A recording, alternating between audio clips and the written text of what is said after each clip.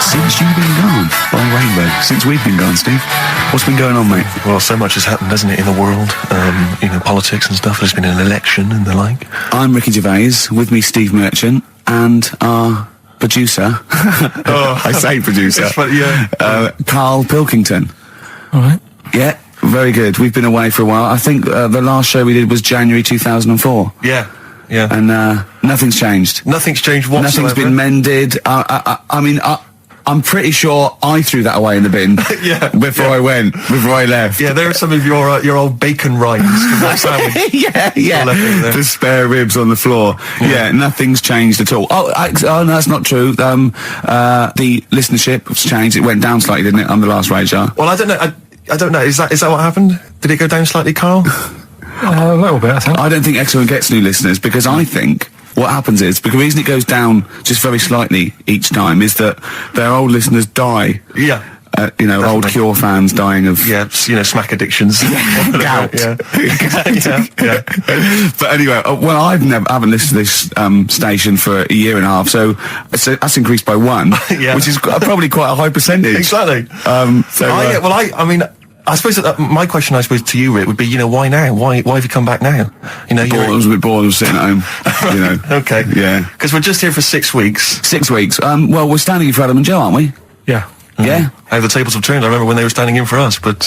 Yeah. I don't know. But the only reason I'm here is because my housekeeper cleans between 1 and 3. Oh, right, that's a good idea. So I got to get out of the house. And, Are they listening to XFM? Well, no, she doesn't speak English. I'm not made of money, Rick. Okay. If I can help out, a young immigrant lady, then I will do. And there are so many things I can do for her in so many ways. Yeah. But her, picking up my old tea towels and stuff is ideal. So that's why I'm here. But all I'm worried about is I think people kind of associate with the name Ricky Gervais. They associate a certain level of quality. Your live stand-up DVDs, there's a level of quality. You've put a lot of work into them. You've honed it. The TV work you've done, likewise. Should people expect the same from the radio show? Definitely not. No. Definitely not. Those things that, you sit down, we sit down, we write them for a long time, write them for a year maybe, then film them, and we worry about everything. This is, I'm not even sure I'm talking into the mic at the moment. I was actually doodling, as you saw there. Yeah. I'm eating a sandwich as we speak. Yeah. Although we do like music, that is true. That's absolutely right. Should we play some great records? Let's play a great record now. U2, City of Blinding Light. I'll tell you what, I love U2 now. Yeah. I honestly hated them, sort of everything from Boy up to about, I think, Beautiful Day, when that came out. I thought, that's alright. I listened to the album, listened to this album. I love them now, Steve. It's a turnaround, isn't it? Well, yeah, it's that kind of musical insight that I'm looking for throughout this show. Really. I sound like Dr. Fox then, didn't I? Some of your tastes and wants and needs. Dr. Fox. What's happened to him? Is he off air now? Because that's one of the reasons I put no effort into this radio show, because, we go to the Golden Globes the same month, we do nothing at the Sony, and Dr. Fox actually said, that's because you're not very good. I like the fact that the Dr. Fox criticisms really hit you quite hard. You really took that still talking about it a year later. Exactly. You've got to let it go, Rick. Yeah. But then again, he's a medical man, and... Yeah, well, you got to believe him a bit. That's his opinion. Exactly, yeah. Yeah, I could have done without the rectal examination. I think you could have just said, you're not very good. Exactly. Try and enunciate. No, I know what the problem is. Or let's have a look down here. Exactly. Carl you had to go to one of those well clinics, didn't you? No, I haven't gone. Why? Because I'm not happy with it. What? I'm not happy with the whole... Well, it's just... Do people know what them places are? They'll give you a whole... Have you heard of them? Yeah, I've had one, yeah. They check everything. Which, Suzanne, my girlfriend, was like... you're 30 odd now. When was the last time you went to the doctors? And I haven't been for ages because I don't... No, I never go. I never go. Unless I think I'm honestly going to die there. I'm in agony. They can always find something. Jane made me go to one of those things, those boot things where they do that. It's, £100 and they give you a complete head to toe, don't they? But head to bottom is what it is. They do the old finger up the arse thing. Now, what is that testing for? Well, I like that he said it quietly, because he's on the radio. You can't say arse. Yeah. I say it quietly. Say it quietly. Yeah. Arse. Yeah, arse. That's what our mistake was, because we got a complaint upheld, didn't we, for saying... And I'm talking about a male chicken here, which is a cock, as you know. Yeah, and we said that word, right? So if we'd have gone, cock, we'd have probably gotten away with it. You can get away with murder. If you just Yeah. If you just whisper it very So go on then, yeah, so... I'm not going because I'm not having that done. I don't understand what you're going to find up there. That's your head. No, but why can't we just? I mean, it's the heart that I worry about the most. Do you mean that in a kind of romantic sense? No, I mean like if They'd have to have a long finger, wouldn't they, to check that out? They go, it's something wrong with your left ventricle. Yeah. Now, this thing about the doctors, they hold your testicles and they make you cough. Yeah, they don't hold the testicles anymore. They just put it sort of like by the side of them. And what's that testing for? I don't know. I think it's something to do with if you got something wrong with your diaphragm or something like that. You can't do it when they press there. I don't know. It shows them something. So it's not doctors having a quick feel. Right, so you can't... well, that's good because, do you remember when Carl said he's going to die of cancer? And I said, why? He said, I don't check my balls. I said, why? He said, I don't like the feel. So they feel it for you. They feel them for you. And you can just relax, shut your eyes and think of England. But don't mess with them. What do you mean? You can do more damage messing about with them. Just leave them. And there's two anyway. You can afford to lose one. Yeah, I don't think that's the point. I think the point is it sort of spreads, doesn't it? You've got to check the... I mean, I'm not saying, if don't do it, because they spend a lot of money saying to people, have a quick feel if you've got the time, what have you. But I don't worry about it. Leave it alone. Why, out of interest, why do doctors stick fingers up your arse? Check the prostate.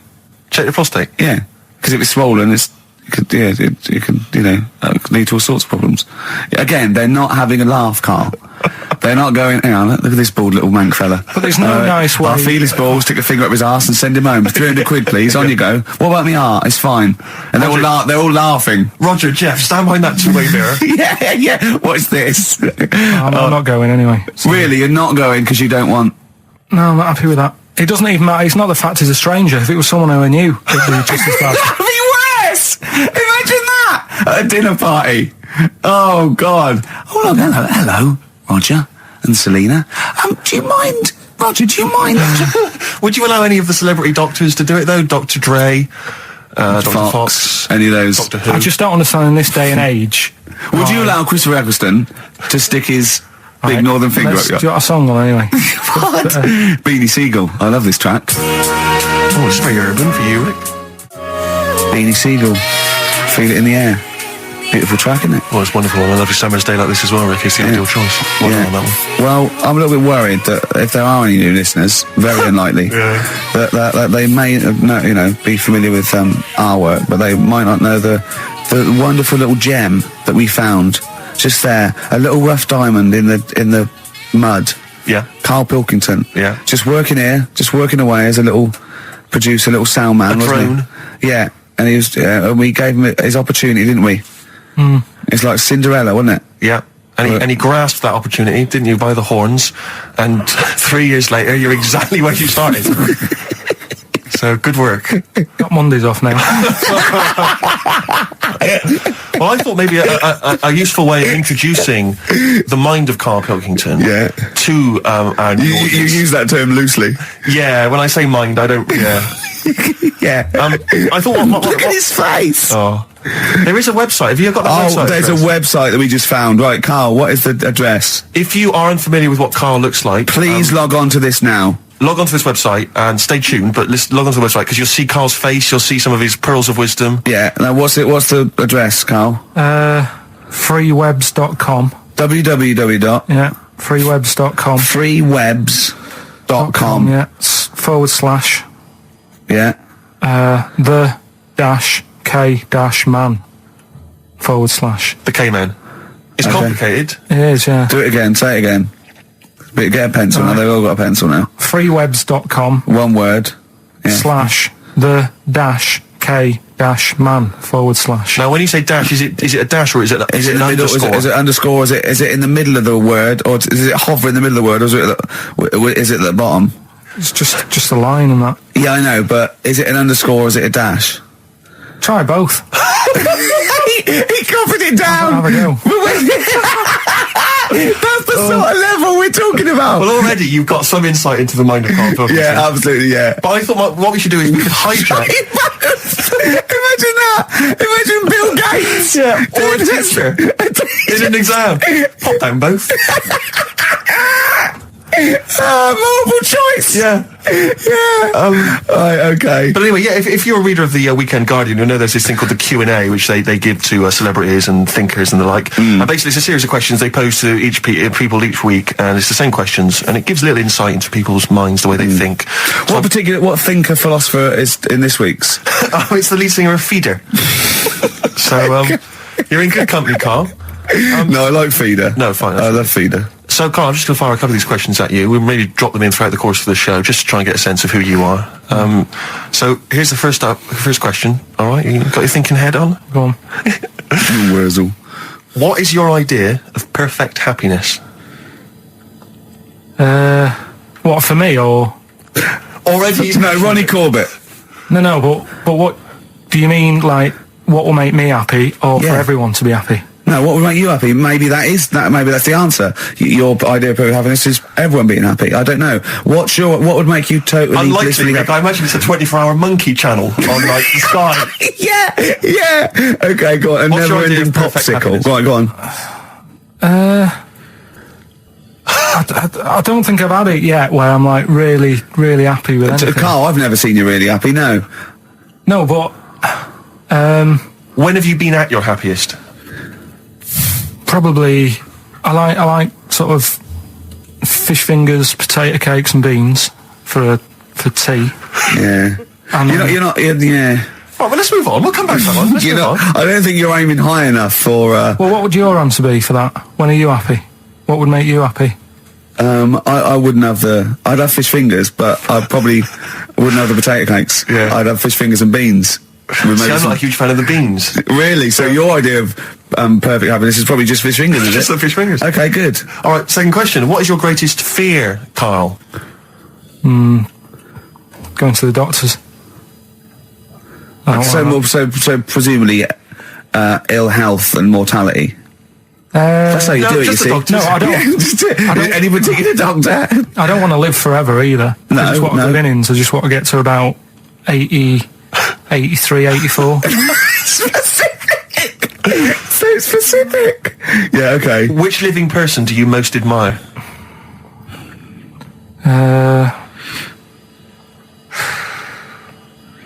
Which person throughout any time in history do you most admire? Winston Churchill's pretty good. You like Yeah, him? it's very good. He's Why? alright. Good answer. Because if it wasn't for him, we'd be talking German. I'm not that good at that.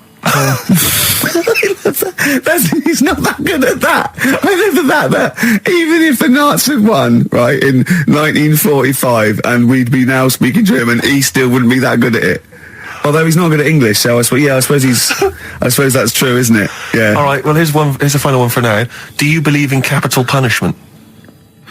That's not hitting Dr. Fox over the head with a stick. Depends what for, right? Go on. Oh, if it's something bad. And Well, I assume it would be. They don't kill people now for parking illegally. But what sort of thing are you talking about? What sort of punishment? Capital punishment. Yeah, I know, but what is that? What are you talking about? Well, guillotine, hanging. Hanging's a bit bad. Yeah. Can be fatal, can't it? What do you mean hanging's a bit bad? It's all bad. Why should the state kill someone? Because prisons are getting a bit busy, aren't they? Brilliant. Okay. What's the point in keeping them, people around? Well, what's the point in killing them? Just because it's like, right, that's that done. Who's next? You know what I mean? What can you do with someone if they're mental? Employ him on a radio show. Yeah. Play a Right, record, next question. Play a record. Okay. We'll come back to the questions. What do you want? What have you got in here? Rick, I know you're a massive fan of the Thorns. Yeah, but love maybe them. you're less familiar with the different elements of the Thorns solo work. No, It's a track no. from Matthew Sweet. Oh, yeah. XFM 104.9, Matthew Sweet, and a song called In My Time. Ricky Gervais, Steve Merchant, Karl Pilkington. That's great, that. Yeah, just asking Karl some of these Q&A questions. This might be my idea of perfect happiness, being in a room with Karl Pilkington. Yeah. I just watch him look around. When you're talking and he looks at you, and it's like, you know, when the owners say, it's like the cat can understand what I'm saying. Yeah. It's like he's on the edge of that. He's Yeah. on the edge of that. You think he can, and I know he understands the words, but I don't think he understands the full impact. He never, whenever you say something to him, it might be some, you know, a revelation or something, he always picks up on the wrong side. You go, well, that's not the important bit. Do you know what I mean? He always goes... It's a bit like having a 14-year-old French exchange student. You know, their English is not amazing. They roughly understand you, but they're trying to piece together what you're saying. Exactly. But it's great. You see, the thing about Karl is, and don't take this the wrong way, I like him because he's stupid, in a way. No, I'm not being funny, but do you know what I mean? But even though I think he is considered stupid, some of the things he says, I think borders on the, I don't know what the PC term is, the retarded. Do you know what I mean, Karl? Anything in particular you're thinking of, though, Rick, when you think of... Well, he was talking to me the other day because I'm trying to write a show called Science, and he's sort of going to help me out with some of the research, and I want him to do something on the DVD for it, right? And he was talking about it, and he was talking about he says that in the future they reckon we'll be able to soon. He said they'll be able to take us into space, and it's going to cost us £150,000. He said, what's the point? There's nothing up there. He said when they went up there, right? He said when Louis Armstrong went. In 1966, right? He said it was nothing there. So there was him, a fella called Buzz. There was one and third bloke that didn't even get out of the spaceship. He said he went all that way. He didn't get out to stretch his legs. How good can it be? Forget it. That's him summing up space exploration. Don't you agree with that? What's the point in going up there? Because you're are we talking about the finger in the arse again here, or space? What is the point in going? Because you're expanding, you know, human endeavour, aren't you? And the human understanding of the world and the universe. It's like, what else are we going to do as a civilization, as a people, if we're not constantly searching and, you know, and reaching out into the far distance? But there's nothing there. Then. I know some people you grew up with that haven't left their street, but that's not everyone. But what is it? What do you mean? There's nothing there? What has got to be there for it to be a worthwhile? Like, just something. What, I mean, like, to be honest, what would you be happy with finding up on the moon? Video? Just something. I don't think they looked hard enough anyway when they got there, because they seemed to get out, have a bit of a dance about, and then they came straight back. And I sort of think, you know, did they look properly? It's not a day trip, is it? But what I mean But they is... took that car out there, didn't they, and drove around a bit? Yeah, but only a little bit. What I mean is, say if an alien landed in Africa, there's not much there, so they'd go... What do you mean there's not much there? Well, it's a bit barren, isn't it? Well, Africa, just in general. Well, so anywhere like that, desert or whatever, what I'm saying is, have a good look round. Probably where all life came from, and probably 500,000 species of animals live there. Buildings and that, and stuff. Oh, buildings. Well, just stuff. Yeah. I mean, did they look properly? Or did they just land, get out, go, oh, bit dusty, whatever, right, let's go back? I just think it's a bit pointless. Especially when we haven't done everything there is to do here. Go on. Well, I don't know, but I'm sure there is stuff that needs sorting out. Well, I know the place that there's no medical man has been in this room. Yeah. There's definitely an unexplored cavern sitting right in front. All right, Steve. Would you go to the moon if someone said there's a space? He doesn't march at a concert because he's scared his glasses to fall off. Of course he wouldn't go to the moon. They'd spin him round in training, his glasses would come off, and that'll be it. He'd feel sick. My worry is I'm not sure I'd have to, because would I be able to wear them under the helmet? Imagine him! Like I went paintballing once, and I had to wear the glasses underneath the mask, and of course it was a bit hot weather, it was awful, it was steamed up in there. It's terrible, I couldn't see anything, I got shot straight away, I was out of the game, it was pointless. You know, it cost me like £8. Yeah. You don't have to be that fit anyway, do you? You're only sort of sat there. Well, not well, yeah, but what are you talking about? Think of G-force alone and weightlessness. Of course, you've got to be what? I think when you said think of G-force, he thought of G4. The follow-up winners in Pop Idol. I could see it as his eyes glazed over. A couple more quick questions for you, Karl, just to try and get inside your mind. What is your greatest regret? Probably I didn't do that well at school, did I? So I'm trying to like learn stuff now. Yeah. But not mentally, but no. He reckons he's learned more in the last 3 months than he ever has in the rest of his life, reading a couple of science books I gave him. Well, that's impressive. We'll test you on that later on. Yeah. What keeps you awake at night? Well, I live in sort of central London, don't I? So it's Brilliant. noisy. Traffic and that. I think they were thinking more More, but what fears have you got? What worries do you ponder the expansion of the universe? Do you worry about There's no point, is there? 'Cause there's nothing I can do about it. So what, with you, it's the little Chinese fellow across the road. Just stuff that I've got to sort out. You know, any bills or anything. I don't worry about the world ending or anything. What's the point in that? It's true. That is true. I can't do anything about it. I always think that people with more sort of intelligence have the world on their shoulders because they're worrying about stuff that's miles away, whereas I'm like, you know, I'm happy if the sun's out, it's like, oh, it's a nice day. Yeah. I don't worry about wars and stuff going on because there's nothing I can do. What would you do if there was a war that maybe there was... What, here? Yeah. Go on holiday. Play a record, Carl. For who? I mean, that's got to be one of the best rock tracks ever, isn't it? Oh, there's no arguing. Do I sound like Dr. Fox again? A little bit. That's a good thing. Yeah, it's a good thing, isn't it? Yeah. We're going to get a Sony Award this year. Carl, how are you doing? Yeah, I'm alright, yeah. Yeah? It's good to be back, isn't it? We're doing Rockbusters in a bit, what? Have we got Rockbusters? Well...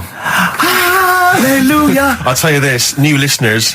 New listeners won't believe their luck when they hear Rockbusters. We've got Rockbusters. Have we got, well, dare I say it, have we got Monkey News, Carl?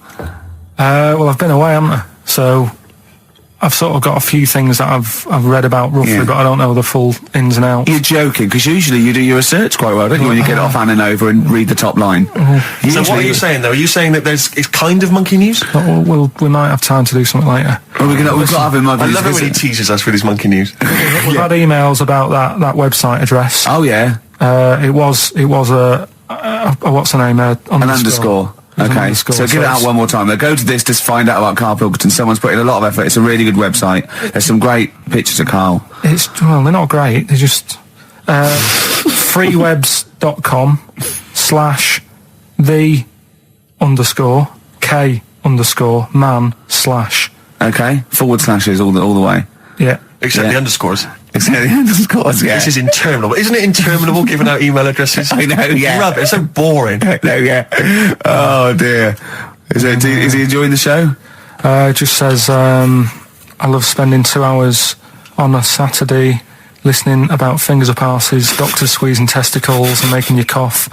Have you got any news on the airy Chinese kid? So... Well, when you say it like that, some of the stuff we cover does sound a little bit of, drivel. Well, sometimes. Yeah. Carl was worried about swearing, because we were talking about finger arse and that. He's generally worried. And I don't have a problem with swearing, although I understand why you can't say certain words on radio. It might be offensive, people aren't listening. I mean, the F word, the C word and all those. But when they bleep it out in a record, they bleep out the vowel. So in the F word, they bleep out the U, so it goes, beep. Right? What? So they go, it's not offensive, I didn't hear the vowel. Presumably, yeah. So if you change the vowel, it's not... Do you know what I mean? So, in the C word, could I say... could I talk about the philosopher Immanuel Kant? Well, you can talk about Immanuel Kant because he's one of the great thinkers of all time. So Kant is not an offensive word because the vowel's different, is it?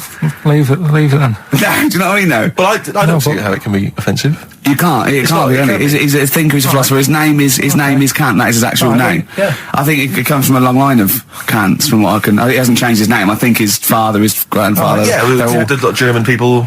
Oh, Germany is, I assume, full of Kants. Well, I mean, yeah. Yeah. What? Well, what else? So you can change the vowel. So could I say... Probably not. What if I changed 2 words? What if I said cump?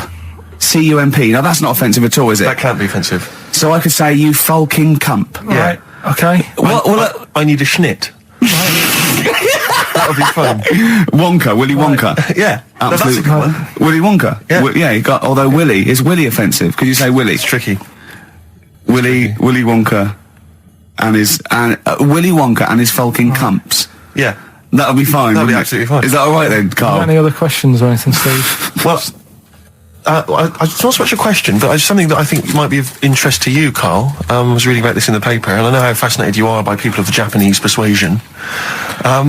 2 elderly men found on a remote island are believed to be Japanese soldiers in hiding since 1945, desperate to go home. Diplomats from Tokyo are investigating the claims of these men, who are 87 and 83. What? What are you thinking there? Well, no, go on. I know what you're thinking. Go on. Say what you're thinking. I'll be that old, though. Why? Why? Say why. I don't want to. Just leave it. Carl's got a theory. Well, I mean, I don't think that this is fine. I'd say that Carl's views don't reflect the views of XFM, right? Carl's got a theory that Oriental people don't age well.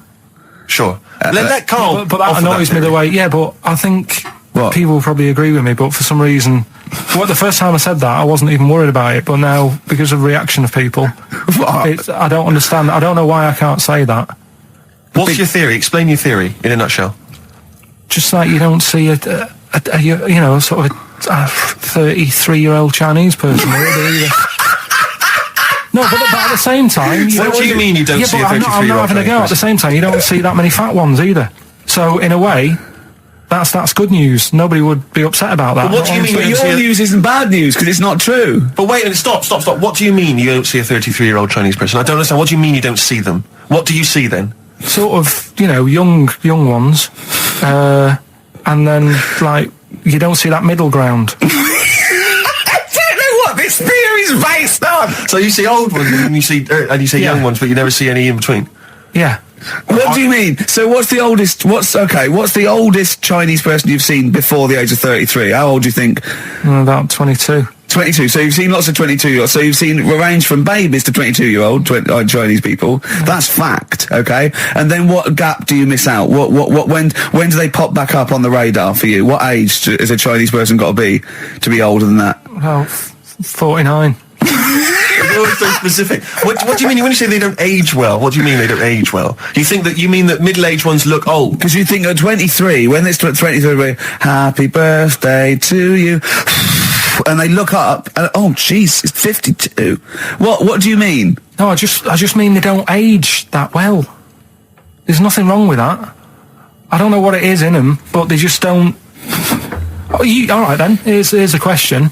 You tell me of a Chinese person on the telly who's about 32. Tell me of a Chinese person on the telly first. Give us the great gamut of Chinese talent currently on British TV, right? And I'll pick and choose. Go on then. Bruce Lee. How long has he been dead, Bruce Lee? 70s, wasn't it? And not really on the telly much, was he? Okay. What age was he when he died? 33, I think.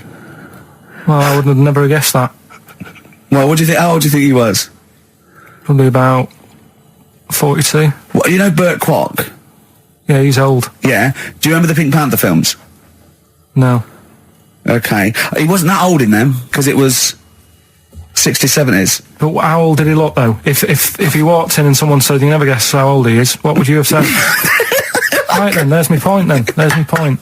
I have to say, I've been listening to you two talk, and I like the idea that there's people who've been waiting 18 months for some of this. for the Kant discussion, the Orientals. Do you know what I think? I think Kant, as a philosopher, is very popular in Essex, because I hear him saying his name all the time whenever I go through. What? They're all shouting this and that. Kings of Leon on XFM. Carl. Gervais, Steve Merchant, Karl Pilkington. Carl, dead air. Talk! I'm just looking at it now. Yeah, but that's no good on radio. You can't just look at something. You got to talk. Is he even more backward than I remember? I don't know. It's just that someone's emailed in. Yeah, so you got to tell the listeners that. I'm telling them now. I'm doing it. Someone's emailed in from Tokyo saying that he's getting married in a few months to a Japanese woman. She's 27. Just want to know how long I've got so she starts looking old.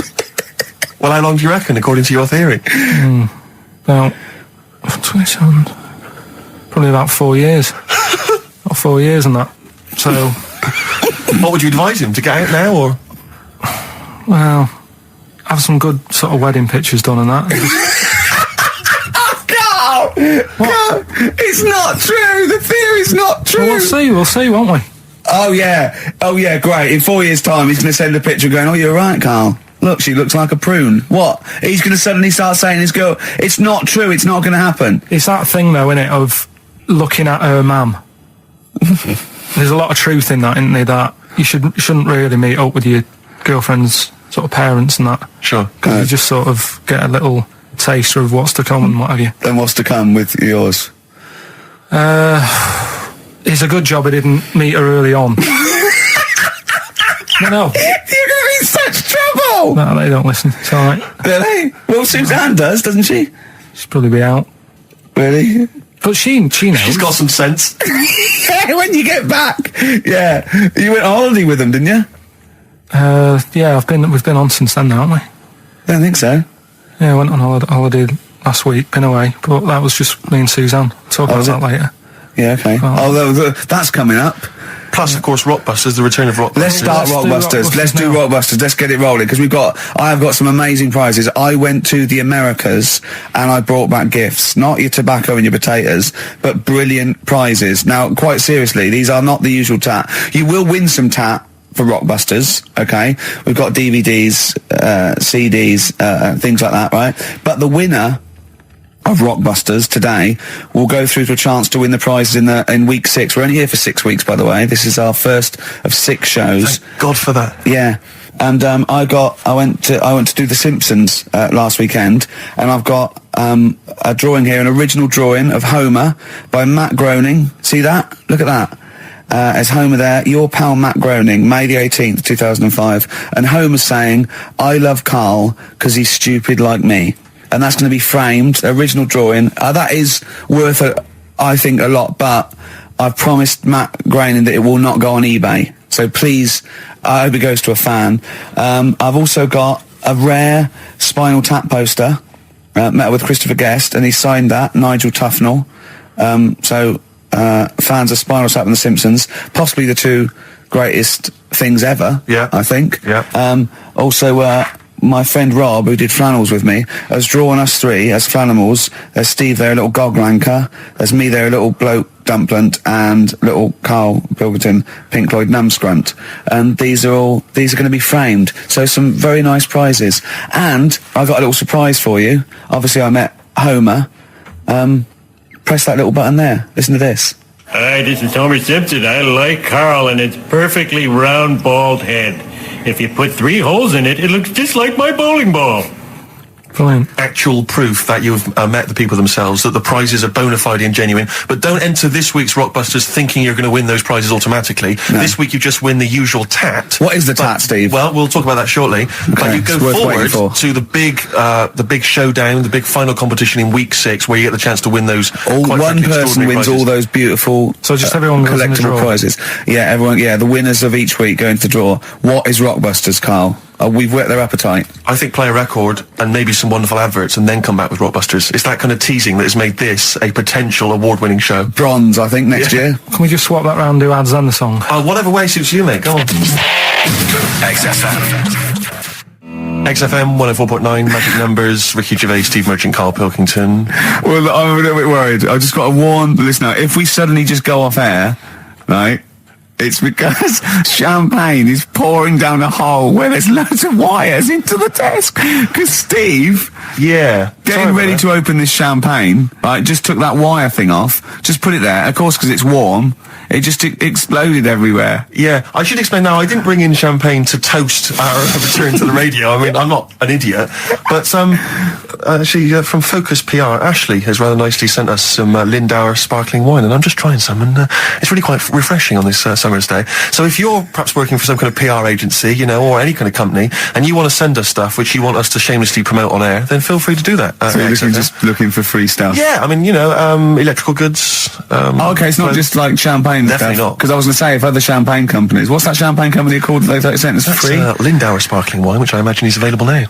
Yeah, so other champagne companies feeling jealous could send you some and you'd mention it. I don't want to exclude anyone from this. You know, anyone is welcome to send anything in. Brilliant. And as I say, I'm particularly interested in sort of designer goods. Okay. You know, the Apple Mac people, they're welcome to send anything in. Now, what's annoying about that champagne opening like that is that, as you know, I've brought my camera in, and I wanted to film you opening that onto Carl's head. Got the cork. Rick, I got another bottle. Have you ever? I don't want you to miss out on an opportunity like that. That's a bit of a waste of champagne opening 2 bottles. But Carl, would you mind? Because that would have made a cracking noise against your head, that cork going off.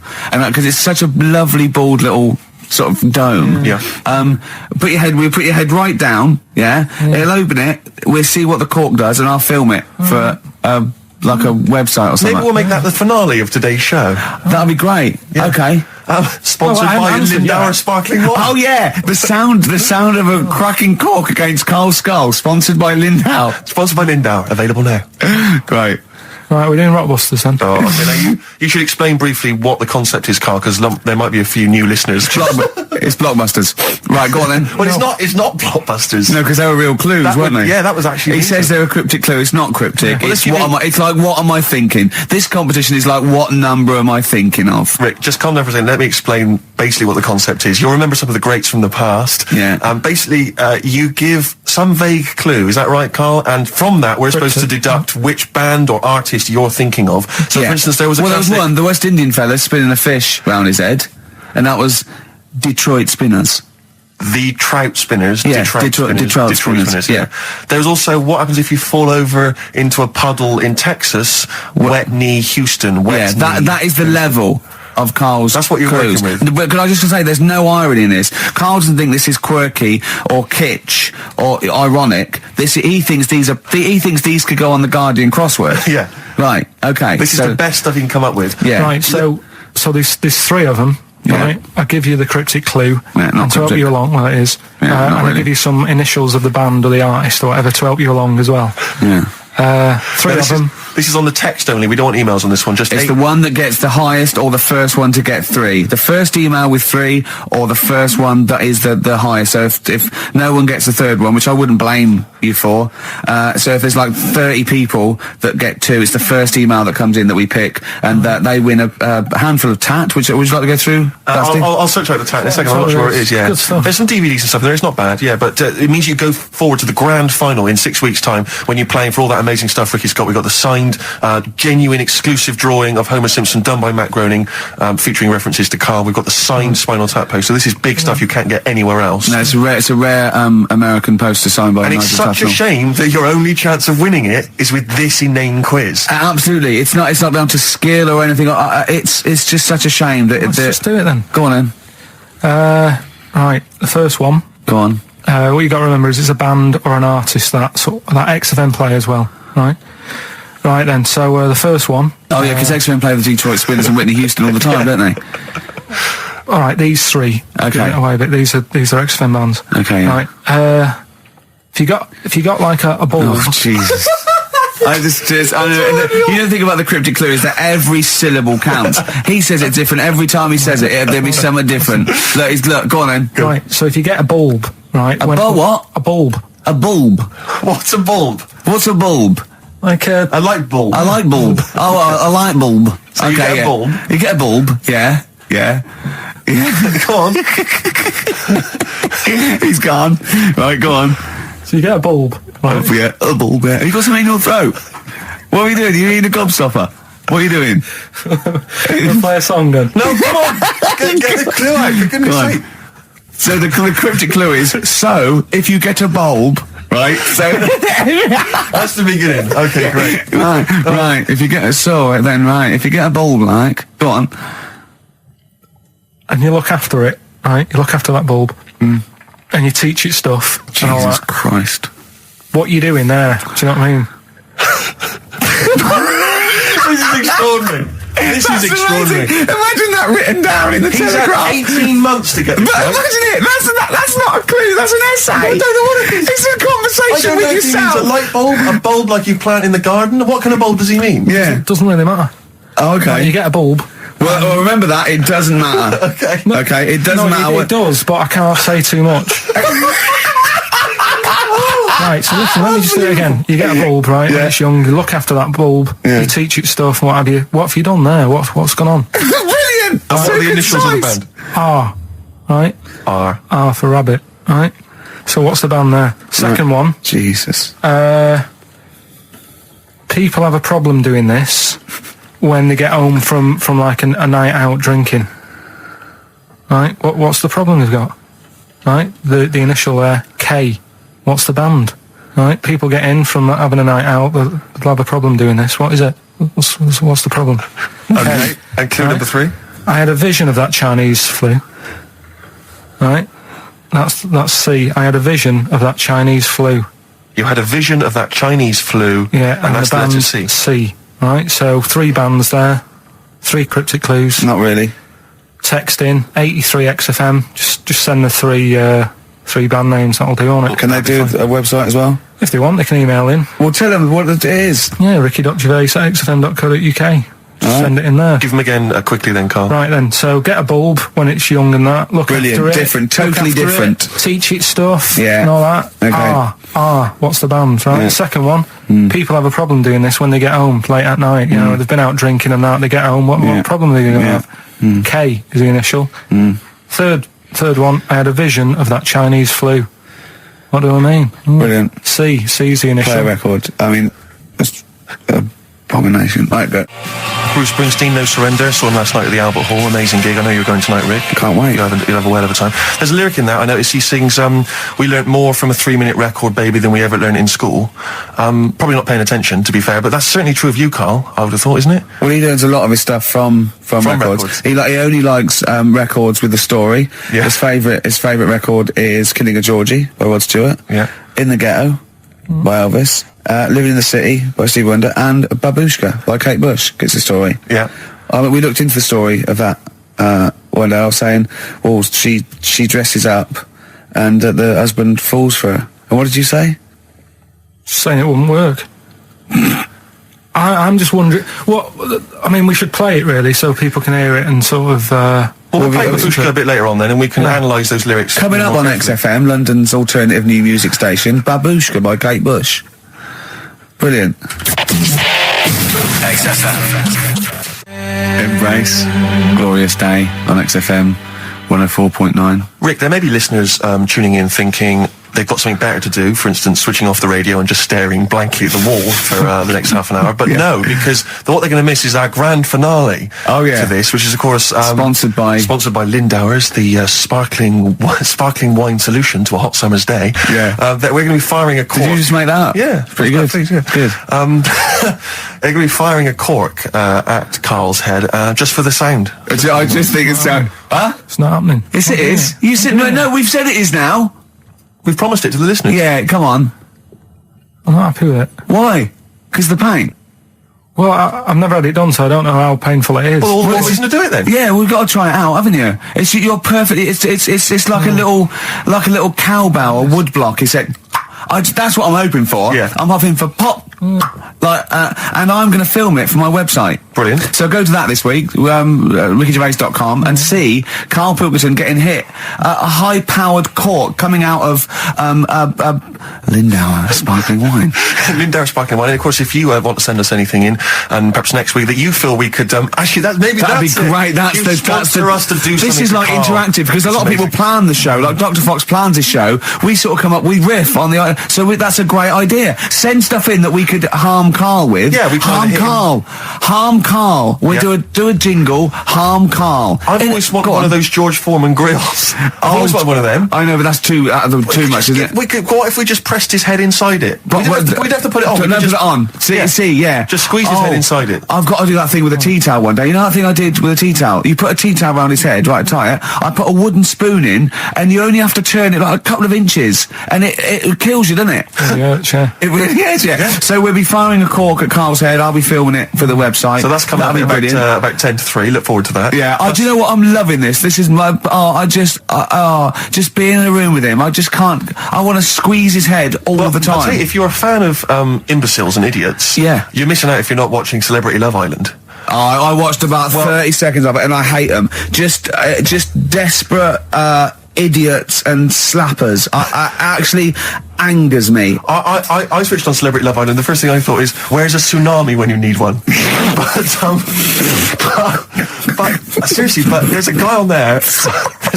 Paul. I think his name's Paul Danan, ex of Hollyoaks, and he's an absolute joy because, like Karl, he's an absolute simpleton. Oh, really? And it's fantastic. And he was on one week, and he was talking about how he fancied Lady Isabella Harvey. Oh, yeah. And he said, thing is, right, I really fancy her because she don't like reading books, and I don't like reading books. They've got something in But I have the idea that he's attracted to someone for something they don't do.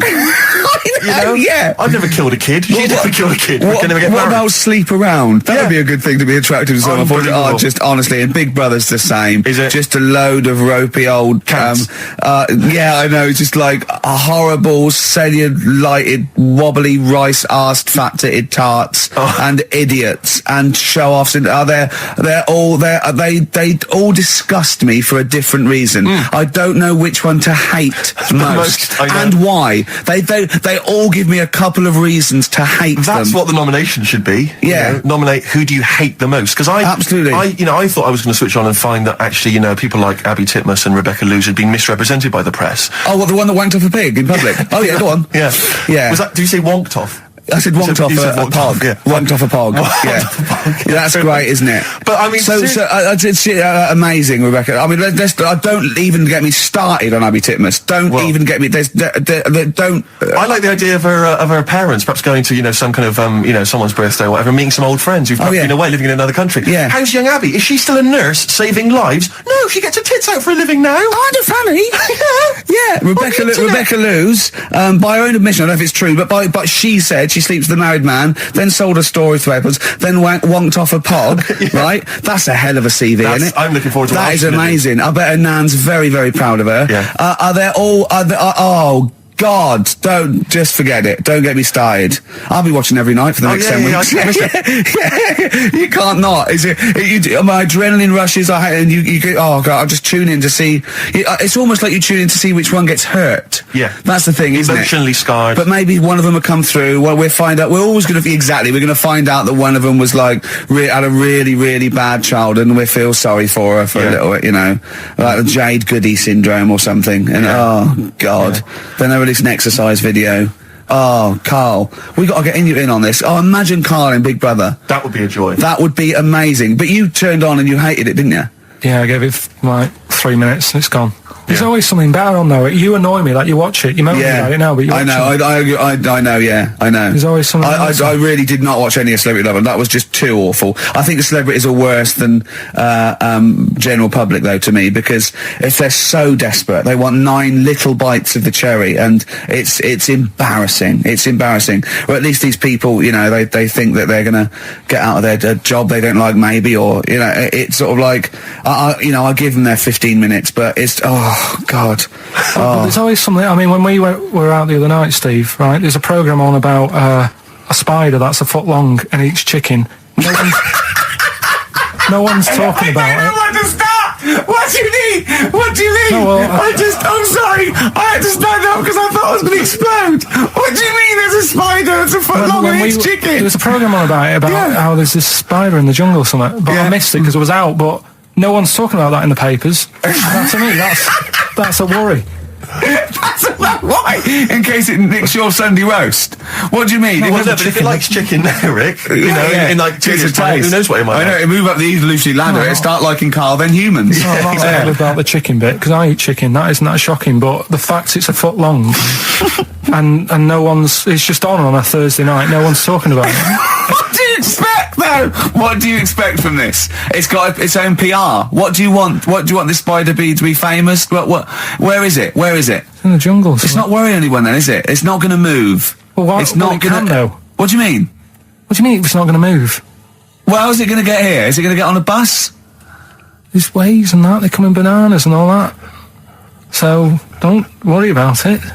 So, I'm not, if you're going to be like that. Anyway, listen, we better line up Babushka. We better play that, surely, because I know you need to analyse those lyrics. That's very important to you, I know. We've still got that cork hitting. Cork on their head's going to be great. We're going to put his little head down and really give it a firing. Sponsored by Lindauer Sparkling Water. Refreshing. Jessie's Girl by Rick Springfield. The reason I played that is twofold. One, it's one of the prizes we're giving away. It's an album called Rock Gods, and that's with a Z, right, and an umlaut over the O. Yeah. And it's got Kiss, Judas Priest, Deep Into the Darkness. It really is good. It's all your classic rock tracks. The other reason I want to play it is because I like that song. It's a great little upset bubblegum pop song, rock, great. But it's got one of the worst lyrics in it. he's worried about bringing up the fact that he loves his girlfriend's his mate's girlfriend, and he goes, "Should I bring it up?" He goes, I tell her that I love her, but the point may be moot." Just you don't use that in a rock song. The point may be moot. Well, I was listening to Christian O'Connell on the Breakfast Show when he had this bounty hunter thing running a couple of weeks back, and I don't know what happened, but anyway, he ended up with Brian Adams in the studio doing a live session. Brian, good natured or whatever, but you can't help but feel with Brian that he thinks that he's Bruce Springsteen, but there's something wrong. I mean, he's got the voice and the guitar, he can play and everything, but there was a lyric, and he played it completely earnestly, and it was a session, and the lyric was something. It was from his recent album, and the lyric was along the lines of, and I'm paraphrasing, but it was along the lines of, I'm sat in my hotel room, there's a knock at the door and I get kind of nervous. I'm hoping it's you, it's just room service. Which is extraordinary, but Christian came up with the best, they finished it, and obviously Christian was thinking, what did I say?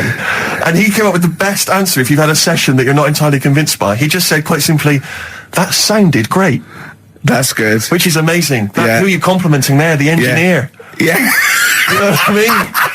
It's like the sound recordist. What does that mean? That's great. That sounded great. Yeah, good. We got some good mics. Yeah. Oh, Brian Adams. Is it true he bought the pub next door to him and closed it down because they were noisy? I hope so. Yeah, that's what money's for. Oh, that is what money's for, isn't Absolutely it? Right. Waking up the neighbours. That was his album, wasn't it?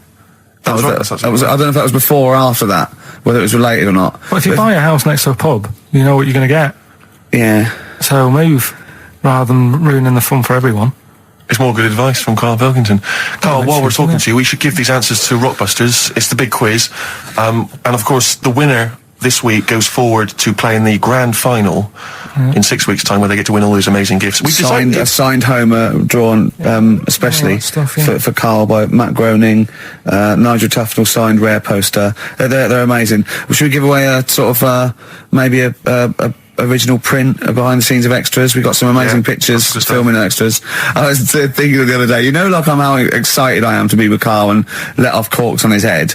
Well, our editor, alongside editor Nigel, we'd worked with Ben Stiller, Kate Winslet, Sam Jackson, all these people for 8 weeks. It was amazing. But my highlight, I thought about it, and my highlight was dressing Nigel up, our editor, in a baby grow. Sure. It was, I planned it. We got the department, costume department hired it, and we dressed it, and it looked brilliant, didn't it? Yeah. And it's just... And that is BBC licence fee money going towards you dressing up your editor, because you didn't pay for it. The BBC paid for it, so that is how your money has been spent, people. But it's available on the DVD again. Exactly. Nothing's wasted. Which you have to buy for 15 quid. Sure. So, it's a win-win. It's the whole thing is one big reality game show, isn't it? Yeah. Oh. Anyway, the answers, give us the... Go on, give us the clue. I haven't got an idea. Go on, give me the clue then again. Right, well, do you want to say who the winner is? Or no, let's hear the answers first. First clue was, if you get a bulb when it's young, you look after it and that, you teach it stuff. Yeah. What's going on there? Go on. The initial was R. Yeah. Right, that was razor light. All right? Razor light, you raise a light. Razor light, okay. Kind of works. Yeah, it didn't matter what sort of bulb it was then. It was very sure. specific. Sorry, Mike, go on. People have a problem doing this when they get home from a night out drinking. Yeah. What's the problem they're having? They have a problem getting the key in. That keying. That's awful. Word. That doesn't count. Keying. And they got it right. It's keen. It's one to awful. Awful. I had a vision of that Chinese flu. The initial I was C. That was Caesars. Caesars.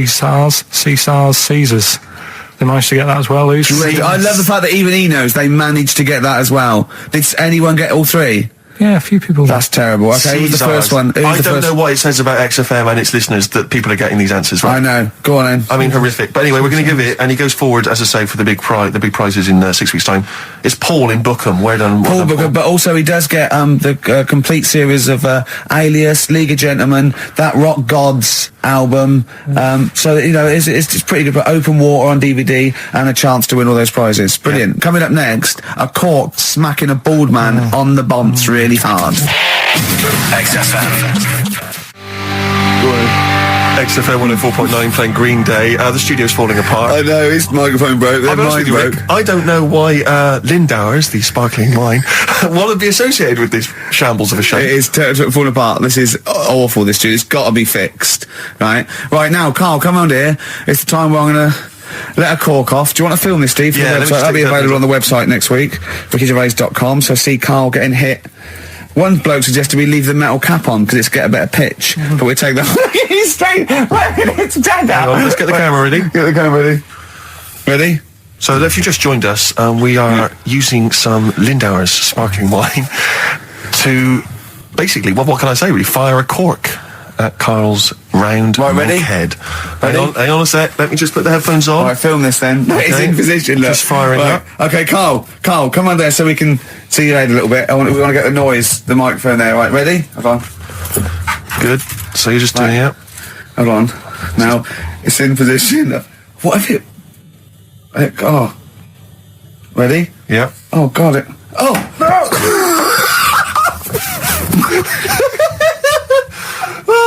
It's like Jackass. Did it hurt? You hate me? What do you mean, did it hit you? I sort of just... It went off course, did it? Just glanced, did it? Right, Lindauer, you're going to send us 8 more bottles, please. Yeah, we're going to get this right. Homesick. Kings of Convenience. Beautiful. Yeah. On XFM 104.9. Well, that's nearly the end of our first of 6 shows. I'm Our just thinking summertime back to special. some of the highlights, Rick, so far today. I don't know what you've made of it. We Finger at the arse. Finger at the arse, testicles early on. Orientals don't age very well. Bit of racism. Bit of racism with the Germany's full of pants. Yeah, that was That isn't swearing. Cork on the head, glass champagne down the electrical works. So good. Just the finale is monkey news, obviously. Well, I'm looking forward to it. Oh, chimpanzee that monkey news, yeah. There isn't. I've been away, haven't I? Right, there's been no monkey news. You can't get. No, but I haven't had a proper chance to sort of, Carl, your monkey news is of spurious tales from the 17th century sometimes. So let's have one of those. No, let's have a monkey who dressed as Zorro and they thought he was a woodsman, but when they took his head off, he was a 4-foot hairy chimp. Let's have one of those ridiculous stories. Well, we've done that though.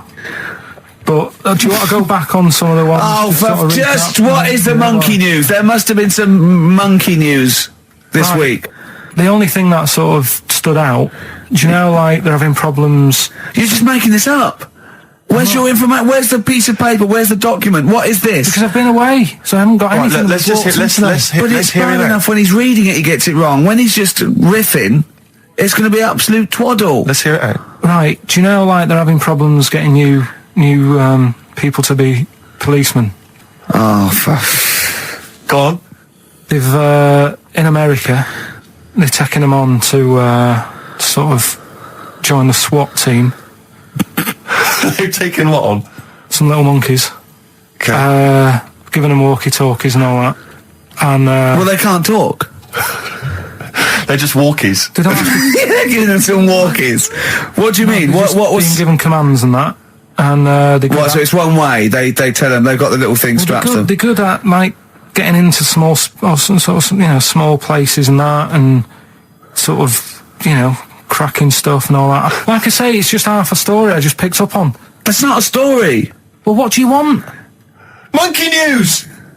Well, I'll get some better stuff next week, but I've literally, like, got off a plane. This is the worst. This is one of the worst shows we've ever done. And that's saying something, Rick. We've done some tripe. This is nothing. And to end with the police in America have given monkeys walkie-talkies. That's nothing. That is a disgrace. And what do you mean that you've not had enough time to prepare? We've been off air for 18 months. Yeah. What, there's been no accumulated monkey news in that time? Just got to keep it fresh, though, haven't it? Great, well, what XFM.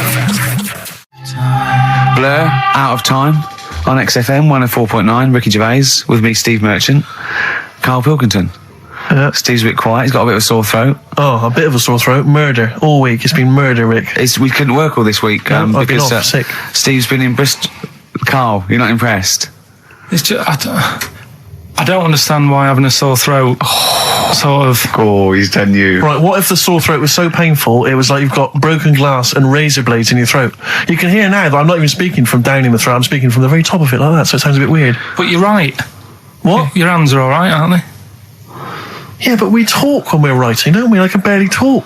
It was it was agony. I couldn't sleep because it was so painful. Even when I was just lying there, motionless, It was hurting. I just was surprised because we got back off holiday and called Ricky and said, all right, is Steve all right? And he said, he's had to go back home or something, and he's stayed there because he's got a sore throat. Yeah. I didn't understand why you can't, just go home. I mean, how old are you? What? I don't understand why you got to be at your mum and dad's when you're feeling I happened to be at my mum and dad's, now I'm talking like you, when this sore throat really kicked in. So I thought I may as well stay and get a bit of the creature comforts of home. Do you know what I pictured though when he told me? See, my parents aren't like yours, Carl. Your father would have popped down to the phone box and maybe looked to see if there were any kind of throat lozenges. Strepsils. Yeah. Whereas my mum phones at the doctor first thing she can. I'm straight down there with my dad. They're snapping into action. They're trying to sort me out. It's a bit like that Ronnie Corbett thing, isn't it? Sorry. That sorry thing. You're right, Carl. Yes, you're absolutely right. It's just like that. Oh, No, dear. it's just because You just went on holiday with your parents. Well, not with mine. No, with right. Suzanne's, and it won't be happening again. So Well, that's that sort. we'll have Didn't more work about out that a for little you? bit later. Pain Well, in the luckily we came in a few times, didn't we? We've been here since about 11:30, haven't we? Yeah, sorting Doing- stuff out. Doing a show. What, have you been squeezing his head, or? No, that's strictly between the hours of 1 and 3. We established that, and I've kept the rules, haven't I? I did practice the grip in the week, didn't I? Yeah, just to see what method he was going to use today. Yeah.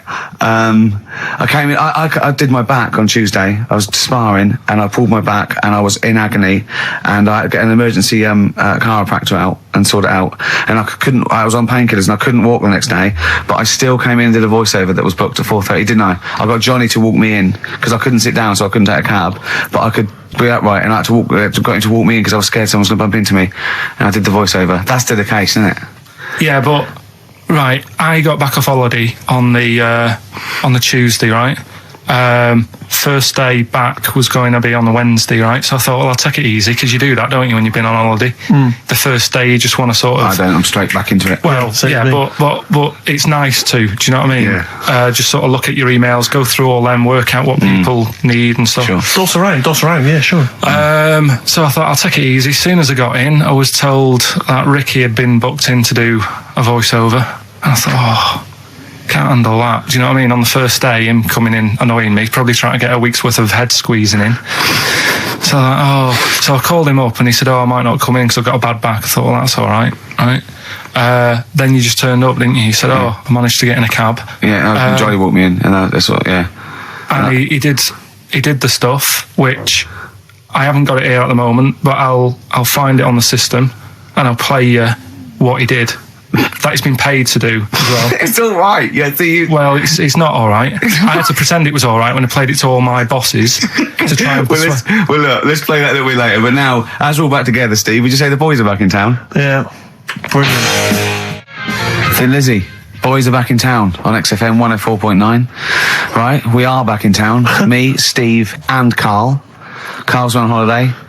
Steve's been living with his mother because he had a sore throat, and I've been hobbling around still trying to Do you know what? keep things going. Do you know why I think I was ill? Stress. I genuinely think it was stress. I think I'm beginning. No, I'm analysing it. What do you think of that, Carl? But I'll tell you what it is. Look, think about it though. We live in London. We got the war, the threat of terrorist activity. That's where I live. I'm all right. Next one. We got SARS. One. Yeah, but you can walk to work. I got to travel on the tube. I came in this morning. I saw a Chinaman sneeze. I was terrified. S Club 7. They've split up. I mean, I worry about those sort of people. They're young kids, they're talented guys. I mean, they say they're going to be all right. I'm not sure Tina is. I'm not sure she's got the talent. So there's just so many elements that I stress remember me you were out. worried about hearsay.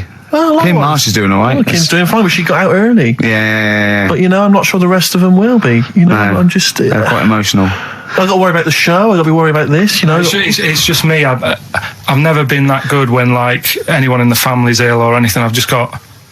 Just because that's the way I am, do you know what I mean? If I'm ill, I don't expect people to run about. No, well, I've never been off for being ill. I mean, you were. Did a couple of weeks ago. But that's. But hang on, I've not missed either of the shows. I'm ill today, but I'm still here. You took I seem to remember you took a show off when you were ill. Yeah. You were But I was really ill. Right, sure. I couldn't even walk to work though. Yeah. That's what I mean. Did you go to the doctors? No, I was too ill to get there. Right. That's how bad I was. Did he call a doctor out? No. Oh, interesting. But it's just that. I mean, we were talking about it last night because I was saying to Suzanne, I said, "Oh, Steve's, he's been living at home all week."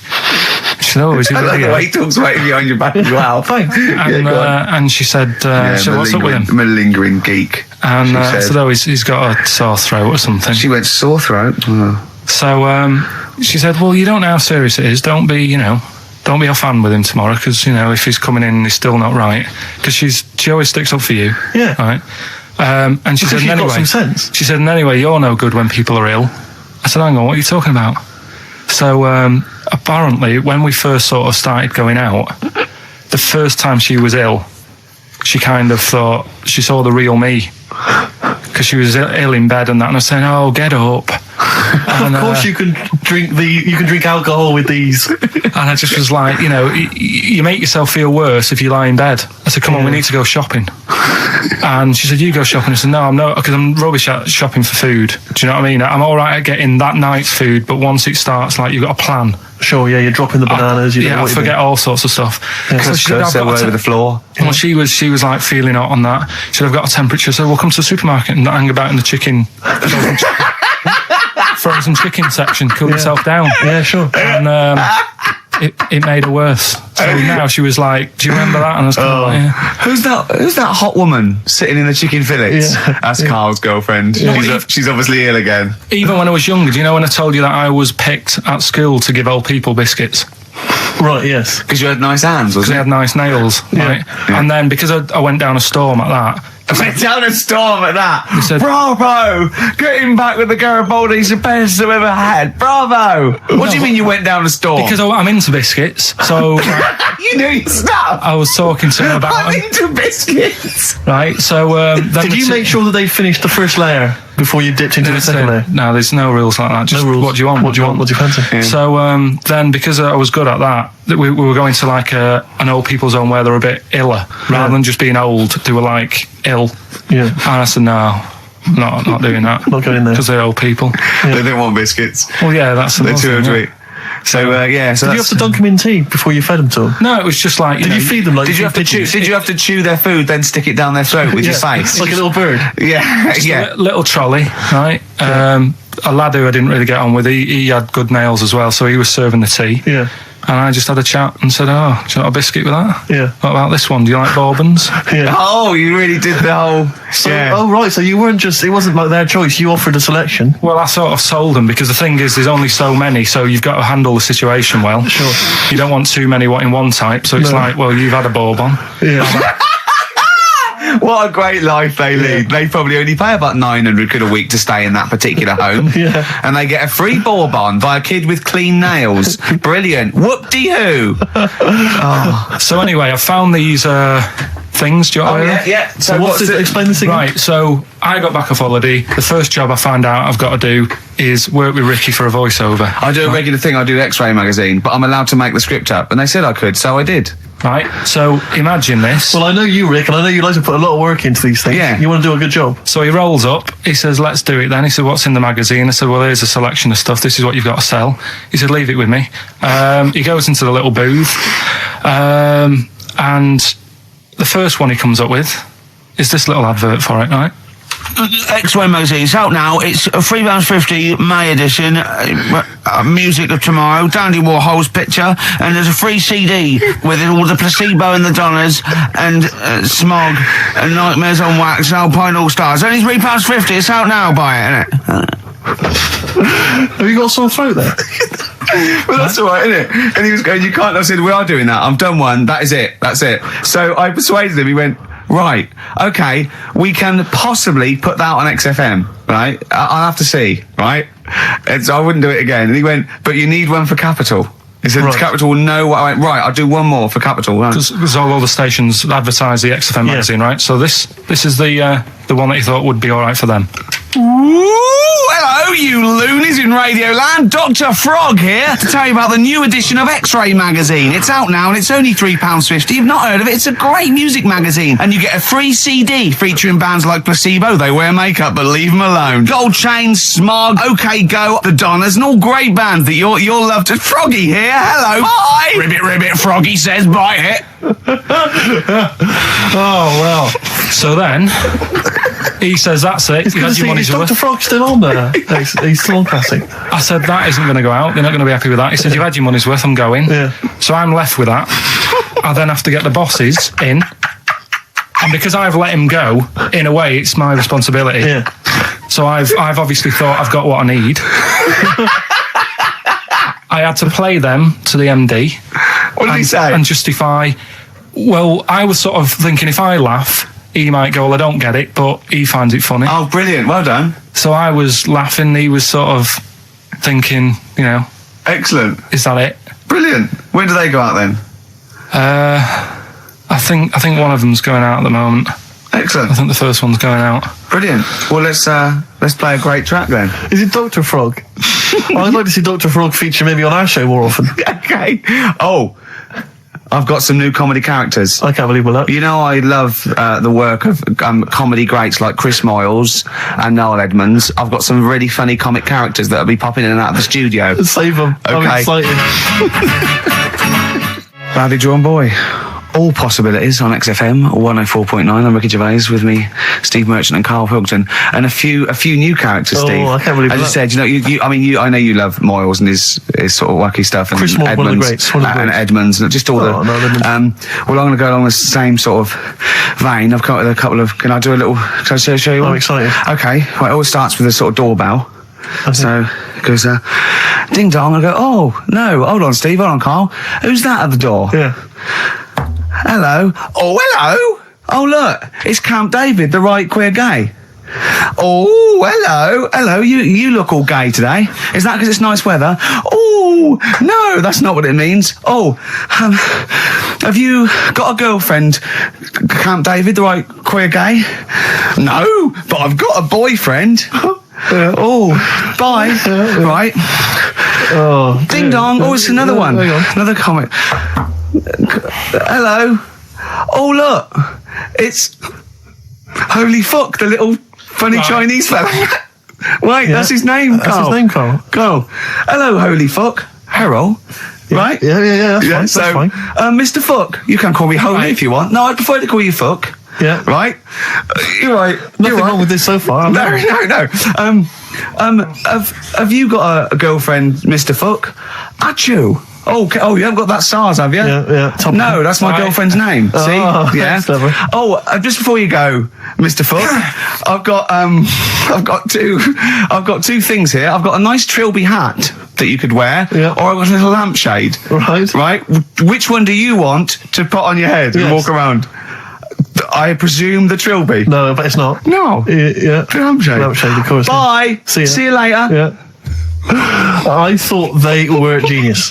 Can I be honest? I'll be honest. I thought they were brilliant. I thought they were. You didn't steal them off Chris. No, Moyles, did you? 'Cause no. They're original. They're original sometimes characters. Chris Moyles has done stuff as good as that. I know, yeah, I know, but no, these are all mine. So there you go. We'll be hearing more from Camp David, the right queer gay, and Holy other Fuck, one, the funny the other little Chinaman. What? All right, Karl. Yeah. Is that your sort of humour? It might not be your sort of humour. You just should have run it past me before you did it. Yeah. What one are you worried about in particular? The not Camp David. Well, say his name. No. Say his name. I'm not Which stealing one? that. Well, I don't know The which other one you mean. The Chinese fella. But I forget who that was. What was his name? I can't remember. Well, if you can't remember, it can't be that good, so we'll leave it. We won't do it again. Right? I'll tell you what I've got, Steve. Oh, what? Tell you what I'm thinking. Go on. Right. Do you know, like, TV programmes sort of get rested in the winter? Ding dong. Oh no. Hang on, who's this? Oh, Go on. hello again. Not now, Mr. Fuck. We're talking. Bye. Is that Holy Fuck again? Yeah. Okay, Karl. Look at Karl's face. Right, okay, that's it now. I'm not answering the door anymore. Right, okay, go on. Right. Yeah. Ding dong, ding dong, ding No. dong, ding dong. He's trying to get in. Don't be impolite, Rick. Come on, Rick. He wants to come in. No, it's too late. It's too late. He's gone away now. Go on. Right. Anyway, what I'm Nice hat. thinking is, Rockbusters coming back for a bit. What? What are you talking about? He likes my idea. He likes my characters. He doesn't like that idea. If I Go on, what, Karl? no, What? I was going to say if I came up with With what? Name with that Chinese fella. What was his name for again? a sketch. You wouldn't have liked it. Let's do Rockbusters and see how it goes. I know you weren't a fan of it, but Hang on, Yeah, but to be honest, Carl, he dissed Cheap as Chimps, and then we know that's a brilliant idea. hang on, sorry. We all agreed that Rockbusters was a piece of old toss. no, I didn't. I said it needed And that's resting. why we stopped doing it. I said it needed resting for a bit. I don't remember that conversation. What do you mean it needed resting? We abandoned it because it was appalling. You it started off as a nice idea, but you just gone crazy. None of it made any Let's play a sense. record and come back to this, shall we? What do you want to play? Bit of sugar. Oh, Yeah, brilliant. That cheer us all I up. don't know why you were thinking of bringing this back. I'm genuinely worried about this. Well, Is that the doorbell? I would be lying, Rick, if I told you that didn't feature in my list of the best singles ever. That's lovely. It's a If I can't change your mind, Sugar. great pop tune. Brilliant, absolutely brilliant. I think Carl's worried about one of the names of my characters, so I'm changing the gay fella's name to David Gray, the bent pianist. The Scientist, Coldplay, on XFM 104.9 with me, Steve Merchant, Karl Pilkington, I'm Ricky Gervais, obviously. So Carl's just getting a little bit frustrated there with Steve, having nothing to offer after being off for a week. Do you know what he calls you now behind your back? Oh, God, here we go. No, it's all right. He calls you the Professor because of a picture of you in My Media. Oh, right. It's what did you say? He said it. did you approve it? I didn't actually know. No, you know what it is, don't you? It's, you know, when you take it from an angle, it sort of distorts one side, and Right. they've taken a picture from a bigger picture, I think, and so it's, do you know what I mean? Like he's looking in a kettle, and he went, "What's going on there?" He said he looks like one of those professors of BBC Two schools programmes. Well, I take that as a compliment, considering what I call you behind your back. And I tell you now, it ain't the Professor. Although Carl's looking pretty good at the moment, aren't you? I'm surprised. Can I just say, I'm surprised that you got chosen for having clean nails at school to serve the biscuits. Because I always imagine you, when I look at you, I see you as a child. I see you as a grubby little child who's always out in the street I getting think dirty. Carl is quite hygienic because he's always got a nice little. Nowadays I do. Yeah, nice but little top on. not the boyhood Carl. I always imagine you being quite neglected. No, my clothes weren't always the best, and they were a bit warm, but they were always clean. Yeah. Yeah. Is I this a always country imagine that song your coming house- on? Are you Dolly Parton? I always imagine your house as having, and actually, to be fair, I imagine your house has been very much the same. Always stinking of chip fat. Yeah. Also, yeah. My mum was always cleaning, so again, it was always sort of like clean. It was just Yeah. it smelled. It And smelled cigarette of, smoke, maybe? Yes, it smelled of Dettol, pets. Yeah, and cigarette smoke. Yeah, and Such chip a fat. working class and smell, chip that. fat, yeah. That's a real working class sort of smell and look and stench. Yeah. Are you talking about me now? Yeah. Right, Yeah, I mean, yeah. the interesting thing is that Carl's cleaned up his house. I clean. I have 2 baths. No, I know you are obsessed. It's I really love- freakish. I love It's just being really bad clean. of me. I was in Waitrose earlier buying a sandwich. I got a bit of money now, Carl. I like to splash out on a sandwich. I like £2.50. You ever seen any of it? Benji's shut. He does go to Benji's. I'll tell you what. I love Benji's. We go for lunch, right? And if he looks in a restaurant and it's sort of like $6.50, he goes, "Rick, I'm not made of money." Yeah. He is. We have to go to Benji's. He gets 2 sandwiches that have to fill him up, right? Because they're a quid Well, I'm a each. or big guy, something. but I'm a big guy. I need a lot more food. I genuinely need more food than most people. I'm like a brontosaurus. It is. He's just grazing all day. So I can't afford to sort of splash out in Pret a Manger all the time with your fancy French sandwiches. I like to get a lot of bread for my money. I want a lot of bread. So I was in Waitrose, and some guy came in behind me, and he was sort of, I don't think he was mentally doolally, but I think he'd been homeless for just too long, and he was really. What's just right amount of time to be homeless? You Well, I think it was want past to the point. get out of that game early, don't you? He's past the point of no return, this guy. I see, right, I yeah. think it was too late for him. I think there was no Okay, going yeah. back, really. 6 months, He you're came not in the and he best was out sort of of you. walking at a bit of a weird angle. He walked like the Elephant Man, even though he wasn't deformed. It was probably like you were in the week. It was quite unpleasant. And he sort of came up to me and he went, and weirdly, he spoke a bit like I'm speaking now because of my throat. And I thought, if I speak to him back, is he going to think I'm taking the mick? So I kept quiet. And he went, all right, what's your name? And I said, Steve, and he shook my hand. He forcibly took my hand and shook it. But he had these cuts and bruises on his face. Oh, the open sores. Yeah, and he was shaking my hand, and I was just terrified. I was just thinking, get off my hand, let go of my hand. And thankfully, Did he have a bell round his neck? Well, he may as well have. I mean, seriously, and I caught the eye of a security guard. I had him thrown out. You know, I'm all heart. This man does not have the funds to be shopping here. This is Please have him removed. This is part of the John Lewis partnership.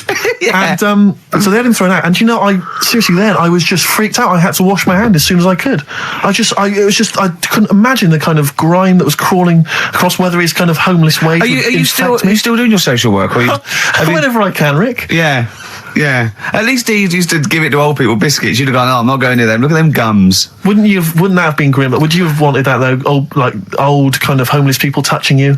Well, no, I'm not Jesus Christ. No, I know. It's not on the list. I know I was driving this down. What do I know? I need some batteries from a Walkman. I need to be touched by some old people. See you later. Cheers. I was watching, the one thing I did watch all week was Columbo, which seems to be on constantly. I was watching Columbo, and I know you're a fan of Columbo, Rick. One of my favourite programmes of all time. Right. I was like, do you not think that it? All right. I just thought you were going to talk about it. Well, which one? They made about 90, and they're showing on about 4 channels in rotation. But it doesn't matter if I tell you who did it, because you'll find out in the first 5 minutes. Yeah, exactly. You find out in the first 2 minutes anyway. Let's be honest, if Robert Vaughan's the star, it's probably going to be him. Or Culp. Often Robert Culp. Yeah. Yeah, sometimes Patrick McGowan. But do you not think that Columbo looks like he smells?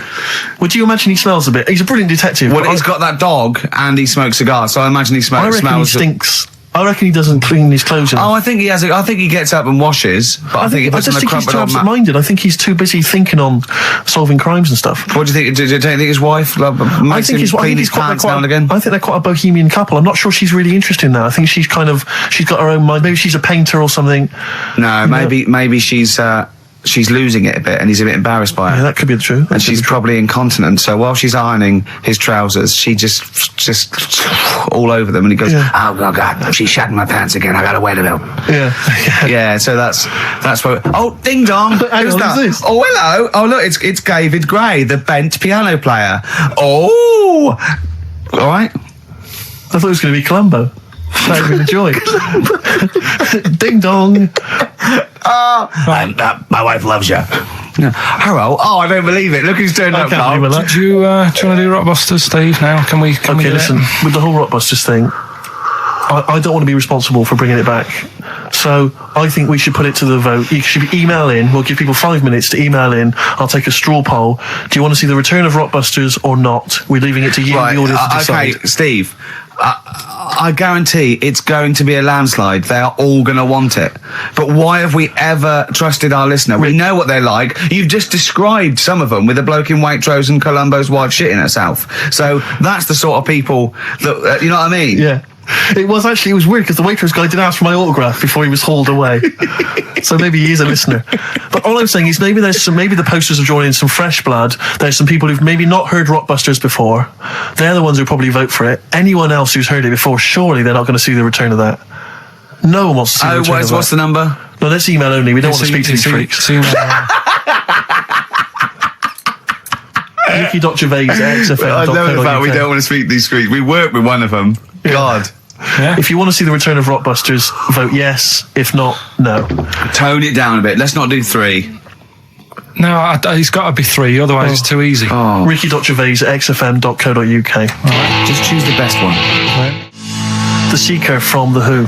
Brilliant. Classic rock. On XFM 104.9, I'm Ricky Gervais, with me Steve Merchant, Karl Pilkington.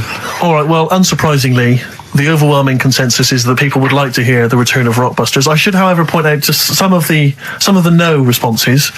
Let me see what we've got here. Is Dickie Anderson called in yet? Sadly, nothing from Dickers. I think I might make him one of my hilarious sort of comedy characters. What do you think he would sound like? What would he sound like? Sort of probably like that, I think. Ding dong. Hello. Hey, it's Dickie Anderson. I can't believe it. Your show's rubbish. Something like that? I mean, I think you should work on them perhaps before You're saying there's not a lot of substance these guys? I'm just saying that, once the novelty of the doorbell has worn off. I don't think you understand comedy on radio, Steve. I'm not sure I do. To be honest. Listen to Noel Evans, listen to Moyles. You'll see you don't need to riff with it. It's just, you just do the doorbell and just say they're here. Right. That's all you need to do. Sure. So, that's the main thing. Well, so we've had a couple I'm of thinking of some more characters as well. We'll keep working on those. Yeah. Marcus has emailed. He says no to Rockbusters. He hasn't heard it, but it sounds rubbish. Believe me, you couldn't be more right. Well, does The Office sound good as a title? All right. This is someone else. Don't bring back Rockbusters. Please, can we have more Holy Fook? You're not pronouncing it right, I Steve. know. I was just a bit edgy there. It's Holy Fuck, the little Chinese fella. Holy Fuck, the little funny Chinese fella. No, okay, all right. Well, otherwise, Carl, other than those few negative ones, most people want to see the return of Rockbusters. So, do I go on then. tell people what the prizes Let's go. Let's do it. Yeah. Are these the prizes? Yeah, they're the prizes. All right, let me have a look. We got the new album from Goldfrapp. What's this one here? Oh, I've no idea. The Yardbirds. A new album from the Yardbirds. On VHS, Coogan's Run, the show where different characters make an appearance each week, including, I think, Pauline and Paul Calf. Good stuff. Who the hell wants this? Meglos, a Tom Baker Doctor Who edition. And the only decent thing really in the collection, other than Coogan's Run, is the X-List, the double CD featuring lots of current indie favourites. So not bad little selection there, Carl. Yeah, well, if you are new, you haven't heard it before, I sort of give a cryptic clue and then some initials. I'd say it isn't cryptic. It's like, what am I thinking that might or might not be the initials that I'm going to say. That's how you got to think, really. Yeah. But go on. Do you want to remind them of any that spring to mind? Just as a Exploding Pet was Atomic Kitten. Doesn't really work. What else? I fell down in a puddle in Texas. I got my legs wet. Knelt down in the puddle, got my legs wet. Wet Knee Houston doesn't work either. Whitney Houston. Jamaican swinging a fish round. D-trout spinners doesn't work in the slightest. Doesn't work in the slightest. How they work. So there's three of them. You email in. So here we go then. Number one, the gingerbread man has only got one leg. Right? The gingerbread man has only got one leg. Got the it. Initials there, LB. LB, right? Okay. Second one, these people from the East Midlands swear a lot. All right? These people from the East Midlands swear a lot. These people from the East Midlands swear a lot. The initials TTD. Right? And the third one, have a holiday in Italy. Right? So you've done three then? TB is the initials on that one. So quickly again, the first one, gingerbread man's only I've got that one as well. I've got that one. I got two. These people from the East Midlands swear a lot. TTD. And the third one, have a holiday in Italy. TB. Email in with what the songs are and you win that stuff. ricky.gervais@xfm.co.uk. Hang on, it's not the songs, it's the artists, isn't it? Yeah, just Oh yeah, like he said that. Yeah. Okay, fine. Email only, please. ricky.gervais@xfm.co.uk. So we got that going. Yeah, looking forward to the answers on that. Bit of Feeder would be good, wouldn't it? All right. I love this music. Forget About Tomorrow. Feeder on XFM 104.9. We've had a response from Dickie Anderson. Dickie Anderson, our number one fan, although not a man who's, he's not afraid to criticise constructively. Yeah. And he's simply emailed in, surely your show is bad enough without bringing back Rockbusters. A valid point. Placebo and Bitter End. I don't want to contradict you, lads, but it's not. We've got a full hour to go on the Ricky Gervais show on XFM 104.9. I am Ricky Gervais, the aforementioned Ricky Gervais, with me, Steve Merchant and Karl Pilkington. Rockbusters. Oh, ding dong. Oh, who's that? Oh, it's a posh bloke who doesn't care about poor people. Hello, posh bloke, what are you doing? I'm in my Rolls Royce and I don't like the homeless. Oh, posh bloke, don't be a... You want to do that? Satire. That is satire. Yeah. There's nothing like it. It's political as well. I'm getting into there's so political many. Don't things. even begin to show off. I was showing that some foreigners are funny. I got in the fact that, like, if you notice that Chinese people wear different hats to us. Yes. So that's political in a sense. Yeah. So, the weird thing is, Steve, right, that is like what I imagine Ricky's house being like when people are ringing the bell. Because they're all so different. It's got a little... He's obsessed with all my friends being slightly different to each other. I've never understood it. He goes, there's no thread. There's no thread to them. All my mates have got a thread running through them. I was in literally after they walk out of the home. Yeah. But what do you mean my friends all different? Well, that could be... It wouldn't surprise me if I was round there and the bell went and I said, do you want me to get it? And he said, yeah, and I opened it and it's, What, holy fuck? Holy, yeah, he's at the door, right? And then I'd say he's busy. Close the door, bell would go again. Then you got the little gay fella. David Gray. Yeah. And then, do you know what I mean? Yeah. Not really, no. He's met some of my friends and he looks at them in a weird way. I mean, some of them are weird, but he's just... Oh, the other night, right, he's got a thing about Robin, my mate Robin, right, who's a lovely bloke, right? He's going, I can't be handling him, he talks too much, Robin sort of goes, and he talks really fast, and he's sort of riffing all the time and that, and because it does me head in. Why is he talking like that? And I said, Carl going for a drink. He went, Robin's not going to be there, is he? I went, no. And I was there with Johnny, and I'd set him up. I knew Robin was going to be there. Robin comes in, sits down and goes, hi. I go, all right. Carl goes, I'm going. And Robin sort of looks at him. I went, oh, don't be stupid. He went, no. And this is in front of Robin, who's confused. Carl goes, points at him, he goes, I said, was he going to be here? I don't like him. And Robin just... it was unbelievable. It was unbelievable. Appalling. It was unbelievable, Steve. And Robin sort of looked like really genuinely sort of upset. He goes, well, shall I go? I went, no, don't. And Johnny went, oh, Carl, he's a lovely bloke, right? And Carl went, well, no, I'm less annoyed at Robin now, who's done nothing No, of course. than you. And I went, look, just have a chat. He goes, no, it's not worth it. And Robin was going, right. I go, Robin, stay. He went, no. And I made him stay. And in the end, they were getting on, weren't you? Well, yeah, in the end... I can't believe, what were you thinking, Carl? What kind of a despicable man are you? That's why am I of the all bad the one? things you've done, Hang on a that minute. is terrible. Why am I the bad one when it's Ricky's fault that we were both there anyway?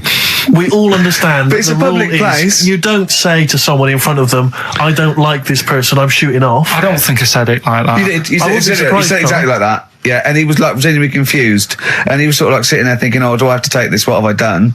And he was upset anyway. He just done a show that didn't. You are one of those typical Mancs who are arrogant and they swagger around the place like, I don't need anyone. And I'll tell you this, if you ever lose Suzanne, you are going to be one lonely man, I'll tell you, because you make no effort to maintain your friendships. You say these sort of things that he's saying to you about Liverpudlians, and I'll tell you what, I've never met a Liverpudlian as rude as you. You're like the Oasis brothers, Larry, loud, rude. No, but I said no. Robin's all right. I had a chat with him. He was a bit quieter the other night. He was fed up. I said if he's fed up all the time, I'd be happy. I said He's fed up because you've just insulted him. And he said he was all right. He didn't talk much. I said when he was upset because he'd been in the show and he said, well, tell me next time when his family dies, we'll have another drink.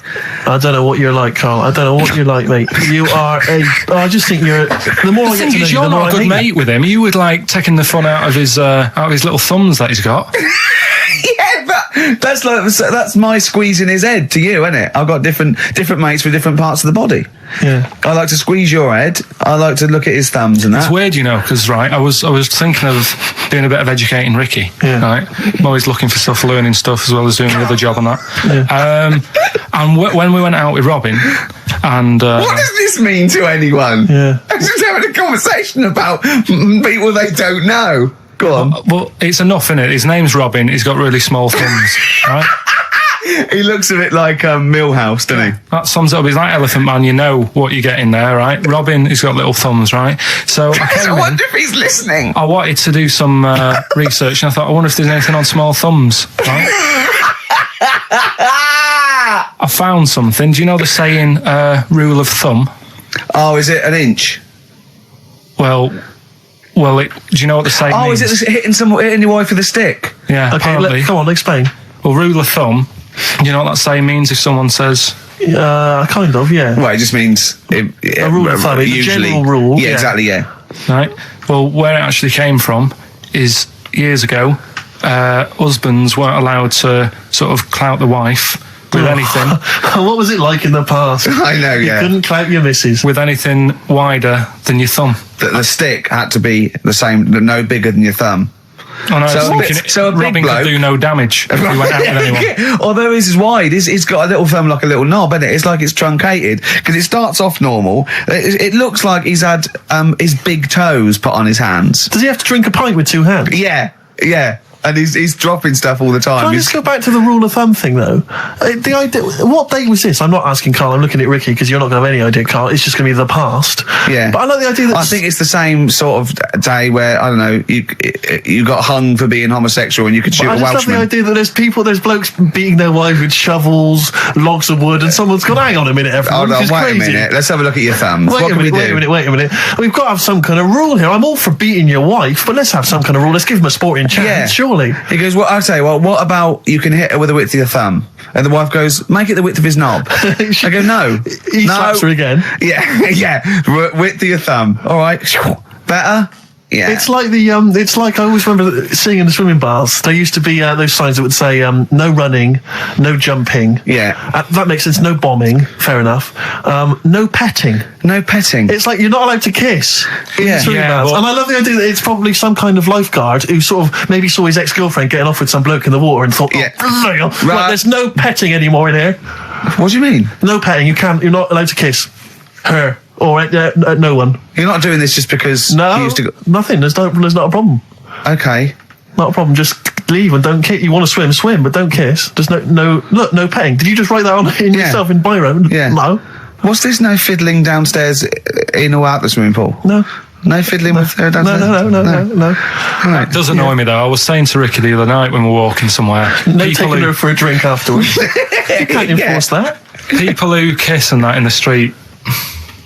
That annoys me. Yeah, people showing their affection for one another. No, they can hold their hand and that. Yeah. Sure.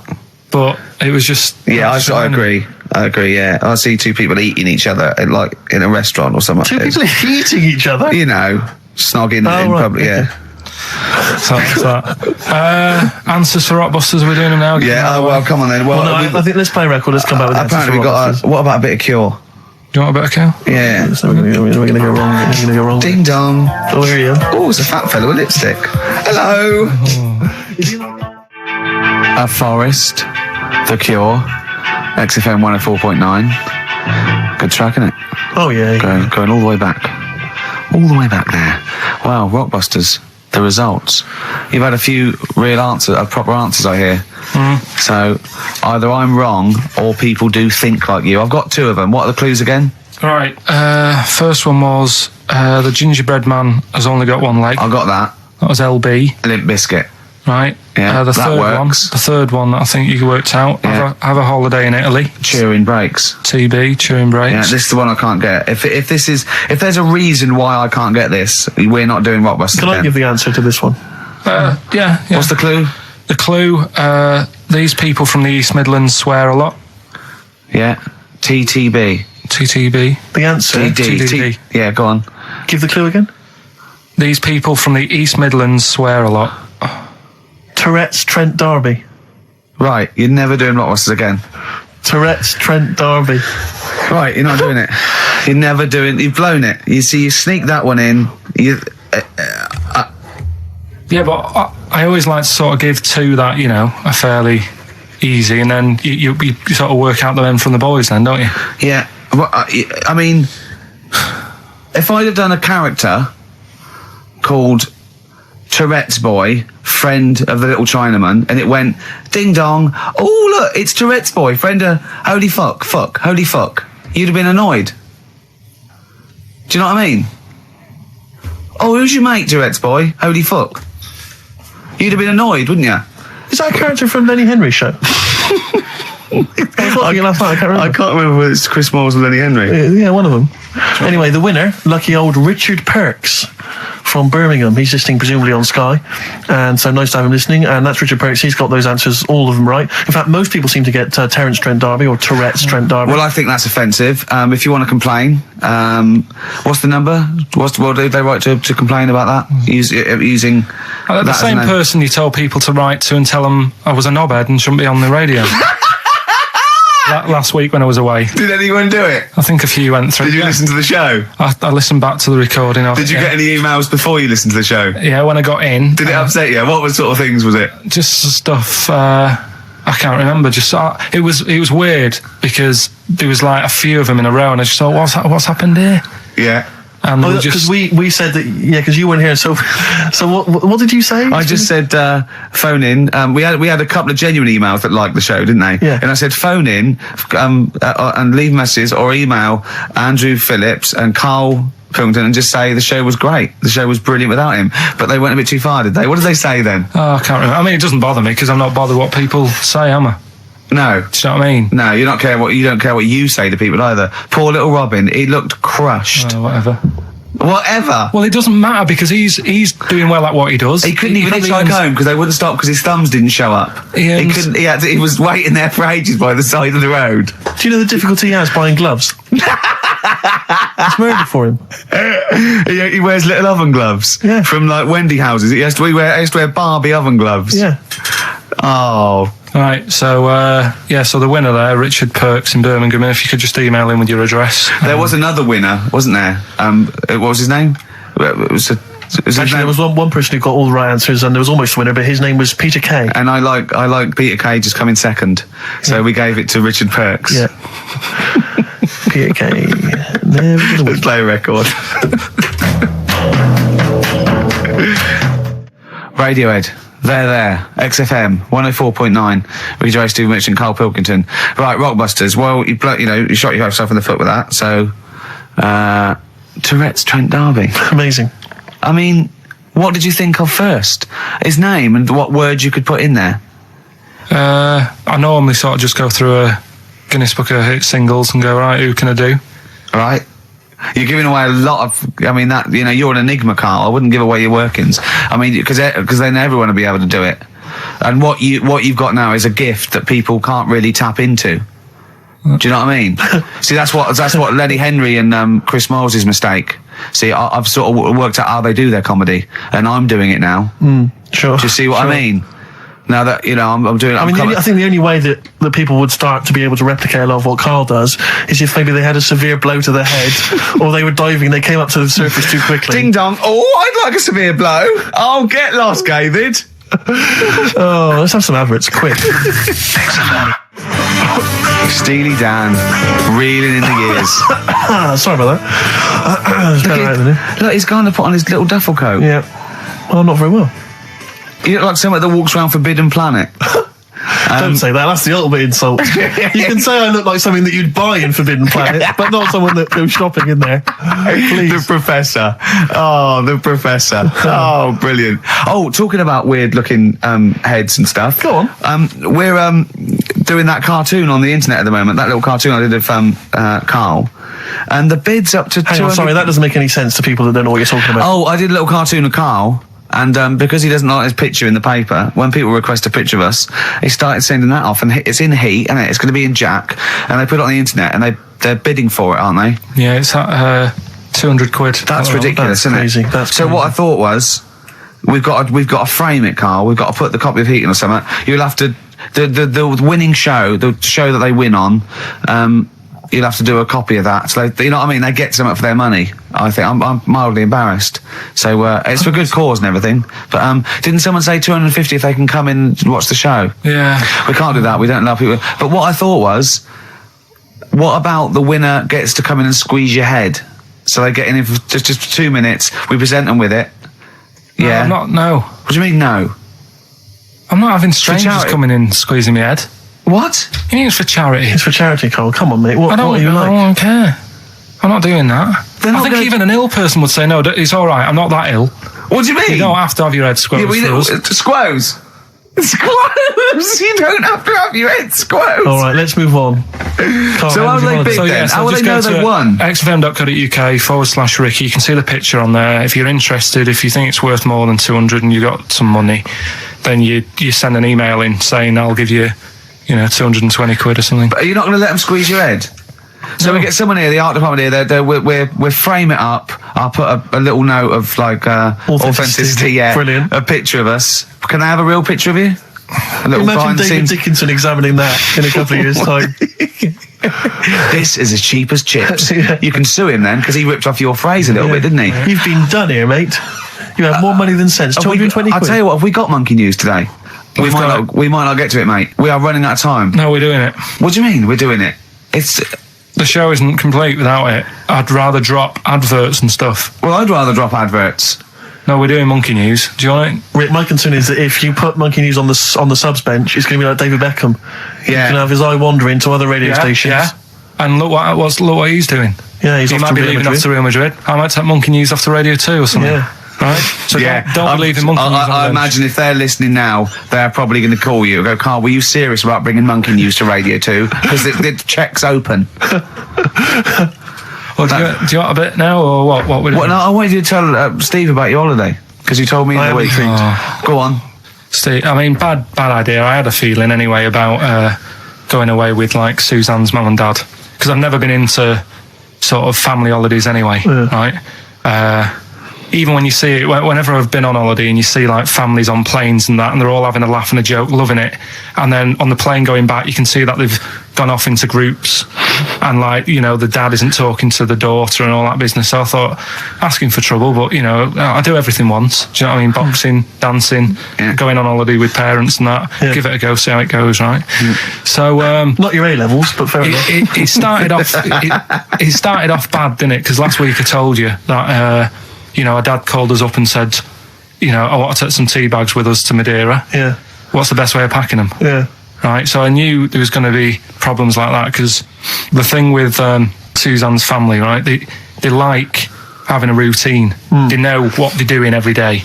They know what they're having for tea every day. It's the same thing every week and stuff like that. Yeah. So I thought this is going to be interesting, this, because they can't do what they normally do. Sure. I love it. I love you treating it like an experiment. Yeah. Right. Just watching them all the time. So the first problem was they'd never flown before. So I was winding them up a bit. Saying, it's murder. It's really horrible. You know, plane goes all over the place.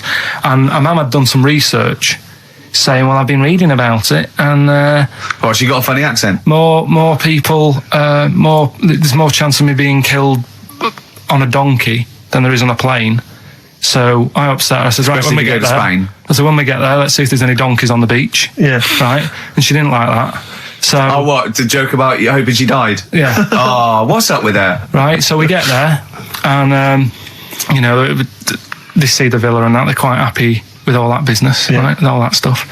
And then as time went on, I was getting a bit sort of fed up with them being around us all the time, because I think you should have your own time when you go on holiday with the family. You should say, right, you go off and do your thing, we'll do our thing, and we'll meet up later and talk about what we've been doing and stuff. Anyway, so it gets to like the Thursday. We've been away since Monday, right? And I said, right, we're going out tonight. So our mum says, yeah, we'll come with you. I said, no, it's just us. We're having a bit of time on our own, right? Is it true you said to her, you told me this, you said to her, you started to annoy me, I want some time on my own? Well, I told her at the start, I said, it's going to be interesting, this, because people annoy me when they're around me a lot. Sure. So I wasn't nasty to her, I just was saying people, not her. All right. Yeah. Do you know what I mean? I'm just saying, you're going to get on my nerves. So, you hailed a donkey for her. So, no, but seriously, right, with the flying, do you know those stockings that you can get because of deep vein thrombosis? Sure. She had them on in the cab. Brilliant. And it's only a 2-hour flight as well, so that was annoying me. Right, so anyway, it gets to this, you know, the Thursday night when I'm going out with Suzanne, and our mum's like sat on the sun lounger outside. So where are we going tonight? I said, no, like I said, it's just us. We're going out having a bit of time to ourselves. So I could see as the day was getting on, she was realising that she's got a night in with like her husband, right? Her face started to like look miserable. Sure. I thought, I'm loving this. So I said, right, I'm going in to go and have a shower, go and get ready for the tonight. It's going to be great. And wind them up, wind them up, because they can't come, because he said they can't. Right, so I go upstairs, have a shower and that. I come down, and a mum's smiling. Oh, hang on. So I'm thinking, hang on a minute, what's going on here? So I went to Suzanne, I said, why is your mum smiling? She's not coming. She said, no, but my dad said he'll take her out now. So in a way, she was happy because she got her own way, which annoyed me. That annoyed you, sure, because you wanted you don't even want her husband taking her out. Well, it's just the fact she didn't want to go out. She was happy to stay in and have sausage, egg and chips that they'd found from some shop that sold English food. Right. So that's almost like what they do if they're at home. Sausage, egg and chips. So she was happy with that if we were staying in and having that, because we were going out, she was fed up. Right. So she's smiling. So she's going, yeah, I'm going out now. So I said, well, enjoy yourself. She said, where are you going? I said, well, it doesn't matter, does it? You don't need to know. Sure. Because you're not going to where we're going. Oh, you just don't want us to be in the same restaurant. So yeah, that's right. I said, I want a night out on my own with Suzanne. It's our holiday as well. I don't know how you can talk to me like Amazing. this. This is not even his own parents. This is someone else's parents. These are the parents of the woman he loves. But even Suzanne sort of agreed with me. There's only so much time you can spend with your parents. That's why you leave. That's why when you're ill, you don't go home to them. Yeah? Yeah.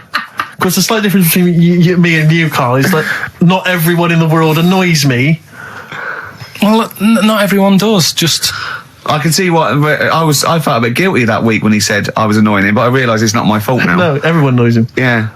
So, yeah, it was an all right holiday. It was good to get back. Brilliant. Won't be doing it again. No. And what now would you say is your relationship with Suzanne's parents? Is it a frosty one? No, I just think they know that I don't like to put up with them for a long time. Yeah. I mean, when we were packing, a man was upset because, like, she really liked the place where we were staying, right? Because it was quite a big villa, because there was a few of us. There was a brother as well with us, right? Yeah. So, our mum said, I love it here. She said, I'm definitely going to book this place again. I said, it's a bit big for two of you, isn't it? Just being sarky, like, we're definitely... I said, because, I won't be coming again. You're like, I don't know what you're like, Carl. You're a monster. You're an absolute You want to be able to go, I says that speakers are fine, I says that, and gibbered what the wibble. Yeah. And never the way will slap. You're like a middle-aged man. You're like an old man. You're like an old man, and you're what, 30? I'm just imagining you scraping along in clogs and a flat cap going, oh, that tree's got to come down. Yeah. Puncturing a kid's ball if he kicks it into your garden by mistake. Yeah. Refusing to give it back. Yeah, gather round. Yeah, there were once Chinese kid as airy as that cow, which is weird because there's not many Chinese people that are airy, but this one, I tell you, it were back in 1990. Grandad, are you eating a Twix? Well, that's you too, with or without you, but we've got to cut it a little bit short because we're actually running out of time. It's so jam-packed, this show. We've got monkey news on the bench. Carl just remembered, we've got Cheeky Freak of the Week to fit in. I don't know what to do. What's your Cheeky Freak of the Week, quickly? Just throw that away. Right, well, it's just like, we look at Cheeky Freaks. Is this show offensive in any way to some people, do you think? Ding dong. Got any buns? Oh, it's the Elephant Man. Go on. Right, well, it's a bit of a problem for you, this one, Steve, right? I'm looking forward to you. Remember the Cheeky Freak of the Week that we were talking about?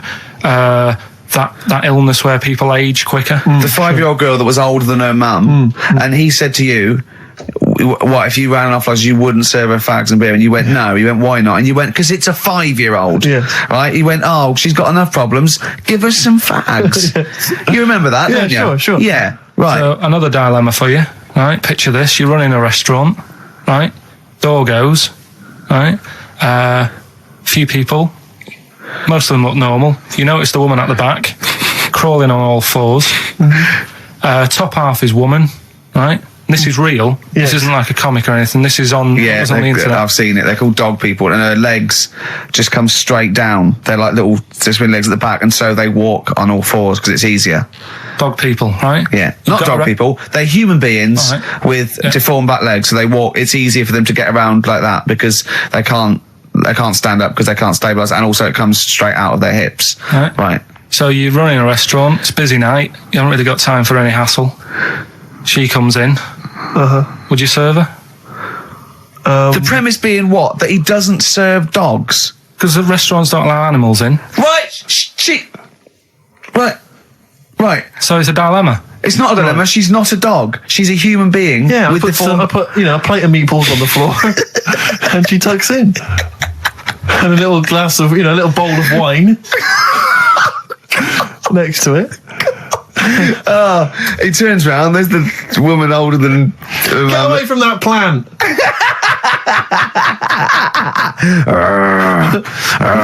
Is service included? Oh dear. Okay, so monkey news, please. All right then. Let's hear the jingle. Oh, chimpanzee that monkey news. Right. Now, before I went... and again. Go on. Oh, chimpanzee that monkey news. Brilliant. Right? Right, before I went away, I told you about Alfred. He was the monkey where there was a robbery going on in a bank. And then he nicked the robber's loot and backed out with a gun. Yeah, He sort of stole. He robbed the robber, didn't he? Yeah. Did he take his gun as well? He took the weapons. He took all the weapons. There was like a couple of robbers. He managed, because they were so amazed that a monkey was coming in. It was like... Don't talk shite twice. Right? So anyway, got a follow-up to that. Okay. Now, what was that monkey's name? Alfred. That was Alfred. So anyway, because a lot of people wanted to know, well, you know, what did he do? Did he go off and have a holiday? Did he... No. Right, so the follow-up is, what happened is, the monkey had the guns, had the cash, which was $250,000. Sure. Right? It went back to the zoo. Right? All right, Carl, you're talking shit. Ricky, I get angry with you when you won't let him finish his monkey news. Right. Can we just get out of the official Imagine thing? if people were interrupting Trevor McDonald. It wouldn't happen. I want to make sure I don't get anything wrong. No, of course not. So check the internet. So the monkey goes back to the zoo, right, where all the zookeepers come out and go, get him. He's got the guns. Yeah. He hands out a couple of guns to his mates. What? His monkey mates? His monkey mates. So they've all got a couple of guns each. Oh, Carl, Steve, I can't, mate. I cannot Just stand it. Honestly, I want to scream. Please, I really get annoyed with you. They tried to do him a deal. They said, how about if... I'm going. Tell him that. I'm going. No, I can't. Step out from a... Okay, we'll just do it. Look, don't listen. Step out and I'll paraphrase what I hear for you when you come back in. Step out. Now, please, I need to hear the end of this. This is monkey news. This is important stuff. Right. Ricky now has left the room. He cannot bear to hear, which is surprising to me. Right. So anyway, so yeah, they've got the money, and they say to the zookeepers, "How about we give you some cash?" Yes. And they go, oh, "Sorry, hang on. Sorry, the zookeeper said that to the monkeys." Yeah. Right. No. The monkeys who have got the £250,000, right, say to the zookeepers, "We'll sort you some money out if you let us go." Sorry, the monkeys say to the zookeepers, "We'll give you some money." Yeah. You don't see any problem with that? Right, listen. Okay. It's nearly finished. Right, I'm listening out there. This is ridiculous. What do you mean the monkeys say? What do you mean the monkeys say to the zookeeper? They were probably holding the money out, like kind of going, look, we'll do your deal. Right, okay, come on. And what happened is, I think they were happy with that. I think they left, and that was that. They wanted to get out of the zoo because they didn't like it in there. There's the thing. Right, I don't... Just have a look. Right, Carl, think. Right, how did they get out in the first place, this one? Just let Steve have a... So why did he go... So he went and robbed... He thought... What, he knew there was going to be a robbery that day, did he? He might have been getting some money before they went to escape, and then that happened and they had more money. They might have been withdrawing some stuff out. What do you mean? No. If he was planning on leaving the zoo, he's going to get his savings. What are you talking about? What have you read there, Steve? I've got a feeling this is a review of one of the Planet of the Apes films. I think it's Escape from the Planet of the Apes. I'm not certain. It could be Beneath the Planet of the Apes. Right, Carl, think. Please think, right? So this monkey, right, he leaves the zoo, right? So he leaves the zoo, which he can do, presumably what? They leave him the keys or what? They're chatting to him, they might as well. He goes to a bank. What's he thinking of doing? Sees a robbery, probably by chance. He probably wasn't tipped off, was he? Or has he got one of those police scanners? Probably got one of those police scanners. Well, I think he was going to the bank to get a mortgage to build I think he wanted an extension, didn't he, on his cage? Think of that. And so I love the fact that he hands out the guns and they do a deal. It's honestly, you've got the best mind working on radio today. It's incredible. The only person who makes less sense is Terry Wogan. He goes up and down, doesn't he? I can't understand his sentences because I don't know. No, it's like freeform poetry. Yes, I don't know whether it's the end of a sentence, in the middle, Sure. a new one. Yeah. But let's have the jingle again, a record, and then we'll probably have to wrap up the show, I imagine. That was chimpanzee that monkey news. Well, Mr. Stipe, I am not Kenneth, but I can tell you the frequency was 104.9. See you next week. I'm Ricky Gervais, with me Steve Merchant and Karl Pilkington. Do you think that when Marconi invented radio, this was what he had in mind for it? Yeah, 2 hours of absolute. See you later. Tom Petty and the Heartbreakers, Breakdown, and that's for Karl's behaviour last week. Karl, you seem to be a little bit happier. Last week, I mean, we were worried about you. You sort of slipped into some sort of like weird depression. You played placebo twice, so you weren't concentrating. I know you're going to say that me and Steve were annoying you, but, you know, that's an easy excuse. I mean, I think the listener can make up their own minds. No. It's just like I say, you know, it's like a murderer, right? He might not have done that if it was a different day, if the sun was out or whatever, and everything just happened at once that wound me up. Right, so it was like a crime of passion. You'd be let off because those sort of circumstances. You'd never put yourself, say, in a position again where you'd have two people trying to wind you up for, you know, the sake of fun and laughter for the public on a tin pot radio station between 1 and 3 every Saturday. Yeah, but you'd never do that again, would you? Last week it wasn't just for the listeners, it was for you as well, between 12 and 1, before we were even on the air. Why? You were winding me up then, do you know what I mean? Having a discussion. It's alright, Having a discussion. I'm used to it, so it doesn't matter. But I found out that I can't do this job anymore. I can't do these sort of jobs where you've got to be happy all the time. Well, you don't have to be happy all the time. No, you do, You really. forget that for the... Yeah, but I can't. Do you know what I mean? I've got things going on in my head. And Do you think when Bobby Davros had a bad day that he doesn't go on stage and give 100%? No, but that's... Do you think Les Dennis let all that stuff get in his way when he did that theatre tour to the people in front? Sometimes he had audiences of up to 15 people. Yeah, and he just went, it's them. Oh, right. It's not a private life. Forget that. Bang. Yeah, but good on him. Yeah. He can do that. But what I'm saying is I can't. He's a professional. So I was talking to Suzanne about it because, you know, it did get me down last week. Suzanne's your therapist? Sort of minder. Yeah. Saying to her, you know, I can't do this sort of job. Normally what I do in the week, you know, I'm tucked away in a studio. If I'm annoyed, no one knows about it. I get my head down, I get on with it. I do, you tell him. Go on, next. You know what I mean? Next. Right, yeah, but sorry, but what's your point here? So every Saturday you've got to come here, you've got to be happy, we've got to go, oh, Karl, are you alright? Oh, you're right, your hair looks nice. No, but you know what I mean? That's the first time, innit? Normally people listening go, he's a happy fella, do you know what I mean? They never think you're a happy fella, Karl. Well. They've never heard you laugh. No one has ever... seriously, we get emails all the time, no one's ever heard you laugh. Yeah, but I'm still happy, you don't have to... Well, are you? Yeah. You don't look happy. But anyway, that's the problem with this job. And, I was thinking about it, if do you know, like, if you're a doctor... Sure. And you're on a plane and something happens... Yeah. Even though you're on holiday... Yeah. You might have to save someone's life just because you can. Next. And I'd be thinking, I'll keep quiet. Sure. I love that. Yeah. See, that's one of the reasons why you didn't actually qualify. as a surgeon. I mean, you can still do your consultancy stuff. Oh, sure, But, yeah. you know, you don't actually want a knife in your hand anymore. Brilliant. So you're giving this up, are you? Sorry, and how is a doctor on a plane comparable to this? Because that is just the same situation. Do you know what I mean? He's probably got in his head, he's shut off, he's ready for his holiday. He's going to Hastings for a night. Someone, you know, has a little bit of tummy trouble or a heart attack or whatever. Yeah. And is he a doctor on the plane? And he's like, oh, he's going on holiday. Do you know what I mean? I've got to loosen his tie. Yeah. I can't do But that. what I don't understand, Karl, is you get paid to do this. It's not like we're forced, it's not like it's your holiday. You know that this is your job of work. This is paying for your new kitchen. Exactly. Yeah, but I've got the kitchen now. Oh. It's done, innit? Right. Yeah. So when are you stopping?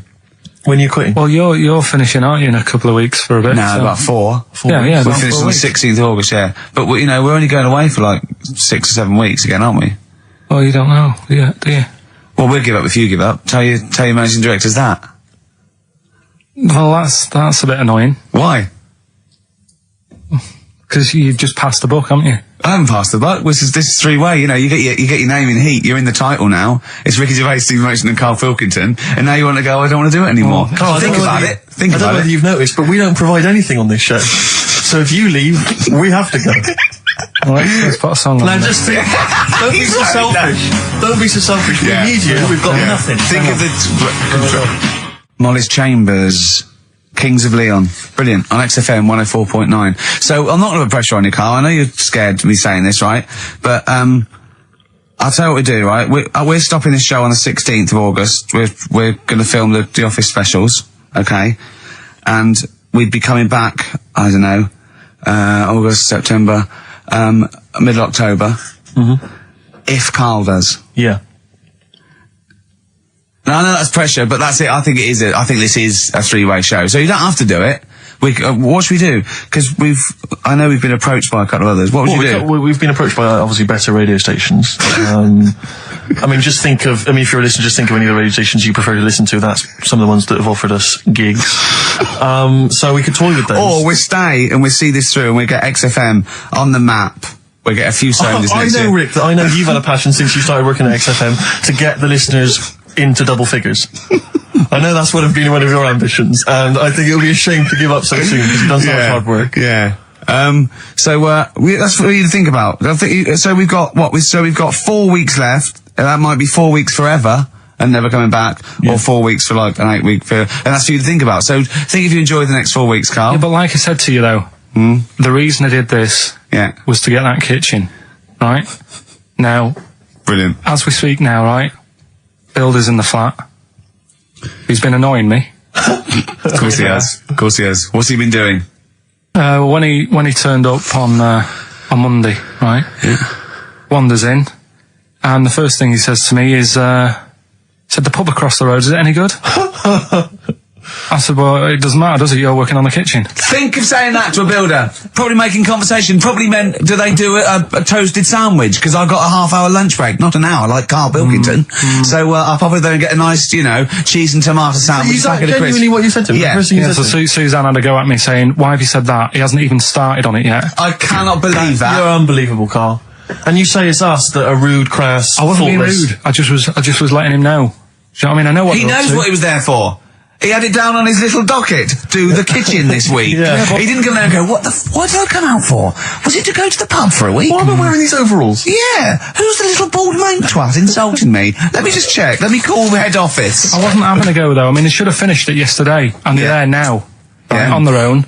And what annoyed me is they turned up late today. Hold on, Karl. I've just realised something. They're probably listening to the radio. This, I assume, tuned to XFM, isn't it, in your kitchen? Yeah, but they don't know it's me, do they? Do you know what I mean? No. They'd go, he's got a whiny mank voice as well. So's the bloke who owns this place. And the bloke who owns this place, when I said, what's that pub like across the road, said, well, you won't be bothering that. He's working on this. No, he won't be able to put two and two together, will he? You've suddenly, the penny's dropped, doesn't it? You've suddenly realised. Look at his face! Yeah. He's suddenly realised they might know it's him. And they could be listening, and they're going to clean you out, mate. Oh, if you are the builder working in, where is it? I won't say the address, but it's Central London, isn't it? Go mental. Have whatever you want. Opposite that pub that you like, He'll probably be in there now, so he won't be listening. Oh, insulting a British workman. He should have been in today. Mental. He should have been at 8 this morning, which annoyed me anyway. Mental. Why? I really don't understand why they've got to start so early, right? Yeah. But he said he'll be there for 8, turned up at 9:30, right? Wanders in, and what annoys me is, he could have left all this downstairs. He had a paper under his arm, one of those crossword books, and a pot noodle.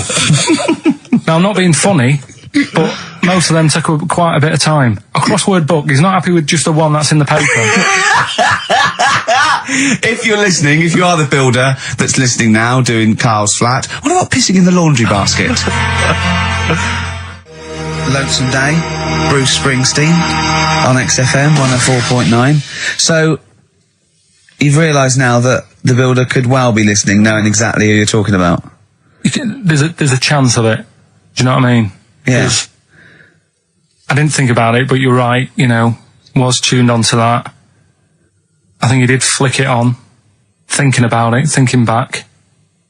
So, yeah, he's probably listening now. No, he probably isn't. He probably is about half hour. If he's got any sense, he turned it to Heart or Virgin or Magic or something. But, there is a chance. Good advice to the listeners. Yeah. If you've got any sense, if you finish your crossword puzzles. I think, according to our figures, there's a 5% chance of him listening to it. Yeah. So, if we want to be accurate. Although he isn't a house with it tuned to that, so I think it puts him right up to 50% straight away. But then again, Rick, he's got a job of work. So why would he be listening to this show? Well, he's doing a crossword at the moment. Yeah, well. You better hope he's not listening. Well, I mean, they do annoy me. I'm sticking by it. Yeah, go on. You might as well keep digging. Yeah, go on. No, I'm just saying they do annoy me the way they wake you up at 8 and then. Well, that's when they start work. Because I told you, I mean. Oh, we'll leave that one then. Yeah. No, but it's like the other day when they came in, I always like to test them. Do you know what I mean? When I had some work done on the last flat that was in, right, that was renting, the builders were in, sorting the shower out and that. They woke me up about 7:30. Yeah. Right? Were you in the shower? No, all right. Good thing about cleaning this shower, there's never any hair down the plug hole. Yeah. Right. So I left early to come to work, right? Sure. And I thought, I wonder what they're doing. I wonder if they have started. So I walked back to go back in. They'd left the flat and they were outside having a Starbucks. And it just annoys me that they couldn't do that first. Do you know what I mean? Have your breakfast first, then come and wake me up. But don't wake me up to then get me out of the flat and then say, right, let's go and have breakfast. Well, they've probably got to get in, haven't they? What for? What for? They can put all the tools in the little lobby bit. Do you know what I mean? Yeah. Just winds me up. Sure. Now the thing is, the guy today who's doing the tiling, that's narrowed it down a bit more, right? When I knew he was in there, I went out for a bit, had a cup of tea and a bacon butty, right, at a cafe. And I went back and I was really quiet, put my key in the door and opened it really quick to see what he'd be doing. And he had actually started work, so fair play to him. What if he'd just been exfoliating himself naked on the kitchen floor? Yeah. I'd say, right, caught you. Don't use my exfoliate. Yeah. So, yeah. Go through, if you're listening, go through the wardrobes upstairs. Go through the wardrobe, get some stuff, yeah. They won't get anything. I've put everything in places where they wouldn't think of looking. For jewellery and stuff. So you're thinking that Where have you put the jewellery? Where have you put the I'm not saying. Go on. So you're thinking that they're going to thieve from you as well? Okay, so if you're listening, don't think about the obvious places when you're looking for the jewellery. No. But I do things like, I would do things like, you know, just pop a little bit of urine, maybe in the salt cellar or something. Yeah. Just do something. I'll tell you what I do is I take the toothbrushes in the bathroom, just pop them in the toilet, flush it, and then take them back again, just pop them back in there. Leave them nothing, leave them out. When they were coming last week, I brought the biscuits to work. Suzanne was like, no, You didn't really? No, mates. You brought I your did. I brought biscuits into work? No, it wasn't a tin, it was just a packet of good quality cookies. Good quality cookies. Yeah, you thought I'll be down if they're out there. God. But that's what Suzanne always says, don't know, you know, why you like this, because, you know, it's not as if you've been sort of harmed as a kid or anything. But I like the fact that you just once said to us that you don't need friends. You don't like friends because they're a bit of a pain. Because they call you up and they want to be with you. Yeah, but mates are a hassle. I woke up today, right, and I think it was might have been on 5 Live or something this morning in the bedroom, right? And they were talking about how it's Nelson Mandela's birthday, 80-odd, 20,000 people turning up at his party. I thought, I'm glad I'm not in. I couldn't be doing with that. 20,000 people. Think of the carpet afterwards. I mean, a good percentage of them were putting out fag butts on his carpet. After Tommy Walsh and Charlie Dimmock, what's her name, did lovely patio and a water feature, he's gonna come back and he's gonna go, it's ruined. And what's he doing for his birthday? Karaoke? Chinese meal? Bit of karaoke? I wonder what Nelson Mandela's birthday party is like. Big cake. Bit an enormous cake. Yeah. The Spice Girls jumping out. Yeah, it's Spice Girls, isn't it? Well, everyone. I don't know. Yeah. We are the only 3 people that hasn't met him. I thought everyone's file would have been in the cake. Yeah. Yeah. Just in case, you never know. And if Winnie calls, I'm not here. Have you not invited her? No, of course no, definitely not. Poor Nelson. Happy birthday. How old is he? 85. Oh, well done. No, God bless him. God bless him. Oh, 85 today. Oh. Right, bit of songs of phrase next then, yeah? Do you reckon? Oh, really? What's that one? Play in a minute. Right. Silence is Easy by Star Sailor on XFM 104.9. Sorry, just suddenly struck me something. I don't know if I mentioned it before. You mentioned that you tried to catch your guy out when you came back once. You opened the door really quickly to see what he was up to. Did I ever tell you when I was at university? Now I'm very tall and I've got enormous feet, size 14 shoes. And when I was at university, everyone, it seemed to me, was wearing Dr. Martens. It was like you had to wear a pair of Dr. Martens. It was kind of the rule. Dr. Martens is big for you. Yeah, so that's a big pair of Dr. Martens. That's where the myth of the old woman who lived in a shoe, I think, I know. People with my size shoes. Anyway, I just literally kind of moved to university. I'd been there for literally a couple of months. And obviously in that first period, you're quite keen to kind of, reinvent yourself, strike yourself, try and give an impression of perhaps being quite sophisticated, worldly, cool, all those things that, you've left behind all your childhood friends, so you're trying to, develop something. He didn't bother, he didn't. What, sorry? You didn't bother? No, I was working hard on it, and I was kind of, I was doing alright, and I had a tie-dye shirt, I was looking good. And, so I was trying, working hard to try and seem kind of cool and, not freakish. And, I came back from studies once, and I came in, and there was a little old cleaning lady that kind of would always come in every day and clean up our halls of residence. And I came back, and my door of my room was open, and there was like a little huddle of people just peering in, right? And I thought, this is odd, you know, that there's my door's open and I'm not in there, and there's people staring in the door. And I looked in, and the little cleaning lady had my Dr. Martens on and was clomping around, Making them all laugh. making them all laugh, doing an impression of me. That's amazing. Imagine that. Imagine the psychological scars that has.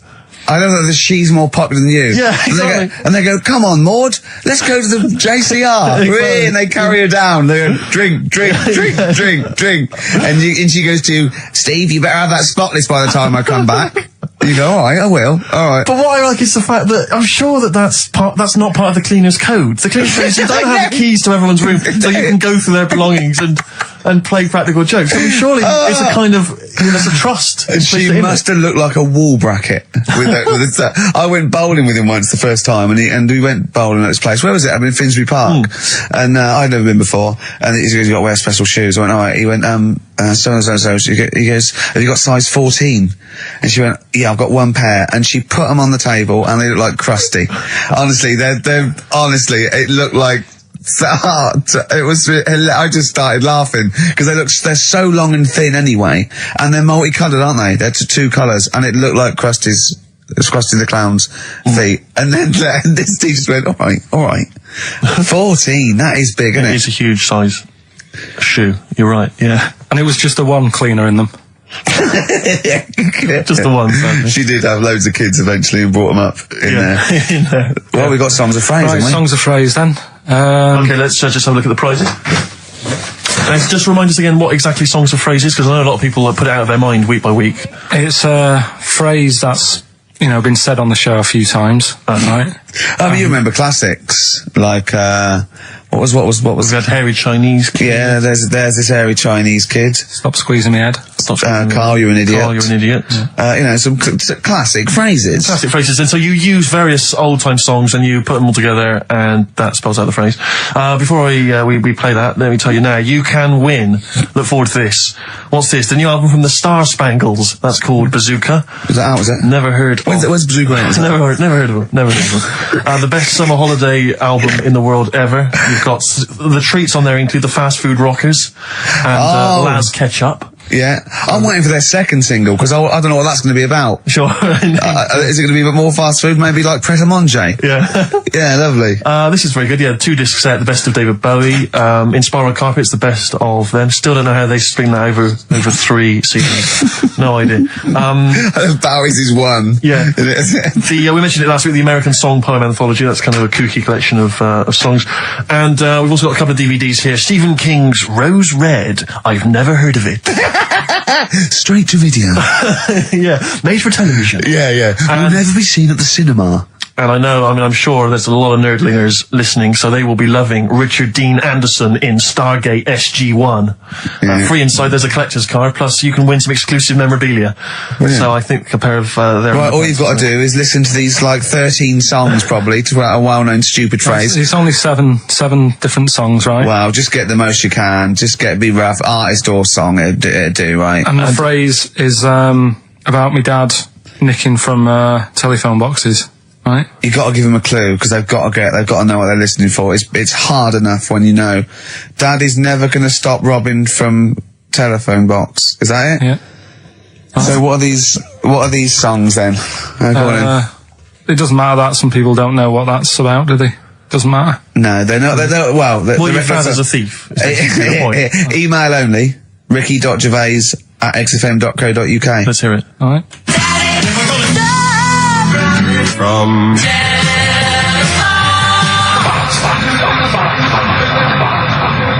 All right. Also not grammatically correct. No. So it's Daddy never gonna stop robbing from telephone box. Rubbish. Unbelievable. Play it again. I think we just need the song. That's all we're after. Yeah, just the songs. All right. from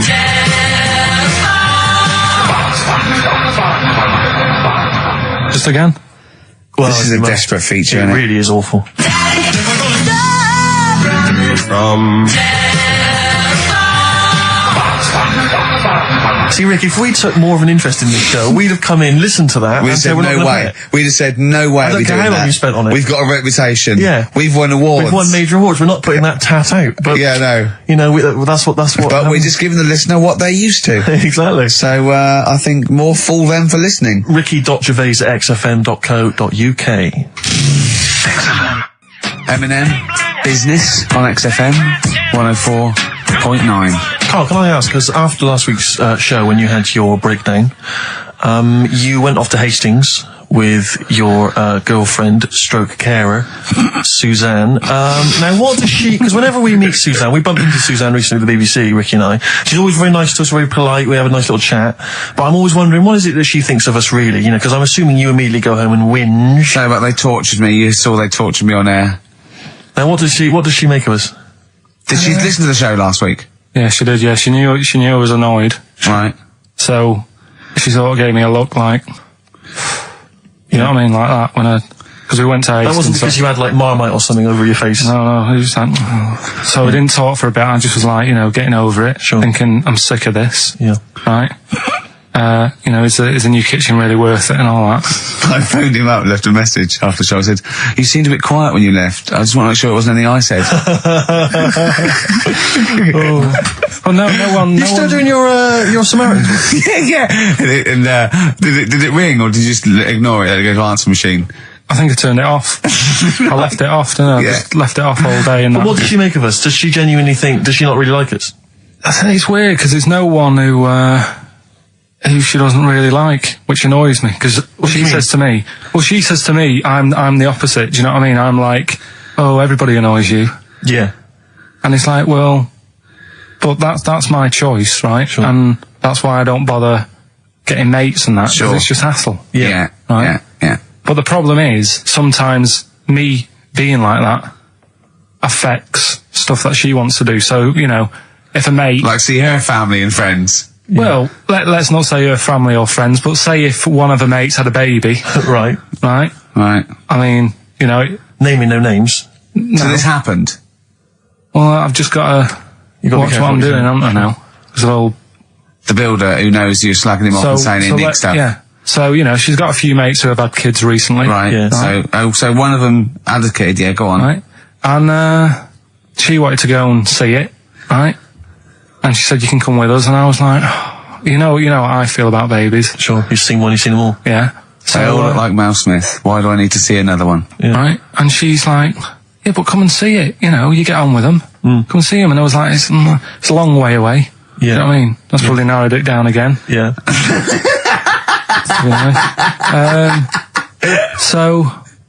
And that annoys her because I can't be bothered. Do you know What I did mean? you say? Did you say, "Oh no, I'm not coming to see him. I don't I'm like not him." going all the way to Swindon. What is he? Did he? Yeah. Or Birmingham, or Cornwall. Yeah, wherever. Well, you know who you are. If you had a baby, Yeah, sort of in the but- last, and Carl didn't show up. Carl didn't show up, and Suzanne said, "What Suzanne? What the excuse did she say? You're working or busy or?" Well, to be fair, I was working, right? And they Yeah. are nice people and stuff. Oh, now you're backtracking because No, now I'm just do saying, they yeah. listen? Yeah, Do they listen to the show? They might do. So they listen to the show. So once again, you've got an anecdote where the people who you've admitted to not liking to see their baby or No, care about no, them no, are no. listening to the show. No. Maybe I don't know. Maybe the builder's listening once They're again. nice people. I like them. Just some of their baby. just sneeze in the chili pot. When the kid's older, I'll go and see them. Yeah. Just, you know what I mean? When it's got its own little character. As a baby, it could be any baby. Do you know what I mean? It's got nothing to offer me. I know what you mean. It could be a toy baby. But you know what I mean? It could be a bag of sugar. No, I know what you mean. Yeah. Yeah. When it can start talking and And lend Play you around money. with it. yeah. Got good toys and stuff. It's well worth going, but at the Yeah. moment, Yeah, nothing. I'll see it when it's about He 6. goes, "Oh, you want to yeah, brilliant. Put it to bed. Let's have a game of Scrabble." Yeah. Do you know what I mean? Yeah. But yeah, that's what we were talking about on our way to Hastings last week. Funny, that's where I went to chill after the. And that's where you decided you couldn't give 100% to the public if you weren't having a good day, like me and Steve do. Come rain or shine on a tin pot radio station that really doesn't, keep me in frappuccinos these days. But we'll say once again on air, this is official, and this is not to put pressure on you, that me and Steve are going away for a couple of months on the 16th of August to do the office special, and if Carl doesn't come back, nor will we, because I see it as a three-way thing, and that's the truth. Rick, you've said that a couple of times now, as though you're expecting a flood of emails and calls. Nothing. No, I'm just trying to get in pressure because I know for a fact that they want us to come back, and I know. I think maybe not the listeners though. No, the listeners don't care. They Listeners couldn't give it. They don't care. Who stands in? Do you know what I mean? Instantly, what frequency is Magic? It's 105.4. Worth checking out because I had a great. Heart is 106.2. I think. Virgin's 105. Bloody good station. What is that? 105.8. Yeah. Which is check press good for details, but Yeah. or watch some cable TV. There's some good stuff on. Yeah, Kisses 100. That's easy to remember. There's a new Ride album out, gentlemen. I think you're probably quite excited. It's London's Heart 106.2. It's released on the 4th of August, and it's all the BBC sessions, all the stuff that Ride did over the years for Virgin 105.8 for BBC, and this is one of them. It's called Time of Her Time. I think it's from the album Going Blank Again. It's very good. Play it, Carl. I play that for Pippa, who requested some Ride. That's from a new compilation called Waves, and it's the BBC recordings that Ride made during the 90s, and I think that was originally recorded for BBC Radio 1. That's a good station. Radio Bloody 1. good station. That's a good station if they're interested. Radio 1. So one of the. I think they pay quite well as well. Well, I enjoyed working for them. I know we used to work for them for a period of time. Until we got fired for slagging off. Simon Mayo. I think it was Simon Mayo. Yeah. Do you remember that? I can't quite remember it. Well, we used to do this thing, Marion Hobbs at night, and we were getting a bit busy, and so we were constantly handing in shoddier and shoddier work. Right, we used to hand it like that and hand it to them. A theme there. A theme, I know, yeah. And to the point where they kept going, like every other week they go, we couldn't put it out. Why? Well, because it was the most offensive, or it was inaudible, or it was twaddle, or you didn't record it. You know, there was things like that. Yeah. And then I think the straw that broke the camel's back was Simon Mayo had just broken the Guinness World Record for DJing. And we were going, that's brilliant, yeah, in an air-conditioned studio with loads of scrotes getting cappuccinos for him. That's not work. Our dad used to build walls, you know, that's work, not sitting down. If he wants to break a record for work, and we went off on things like, I know, we know birds who do leisure stuff to feed their smack addiction. Yeah. That's work. I want to see Mayo on his knees outside McDonald's giving a rent boy a blowjob and all this sort of stuff. I want to see him hanging up in some kind of leather strap. In a Amsterdam torture garden with 13 blokes jizzing on him, all with beards. Yeah. But why aren't you still there? Oh happy dear. days. I think the producer at the time said, we can't. I said, why not? I said, we're not saying he did it. We're saying we'd like to see him do it. Yeah. Right? And she went, he's a Christian. All the more reason.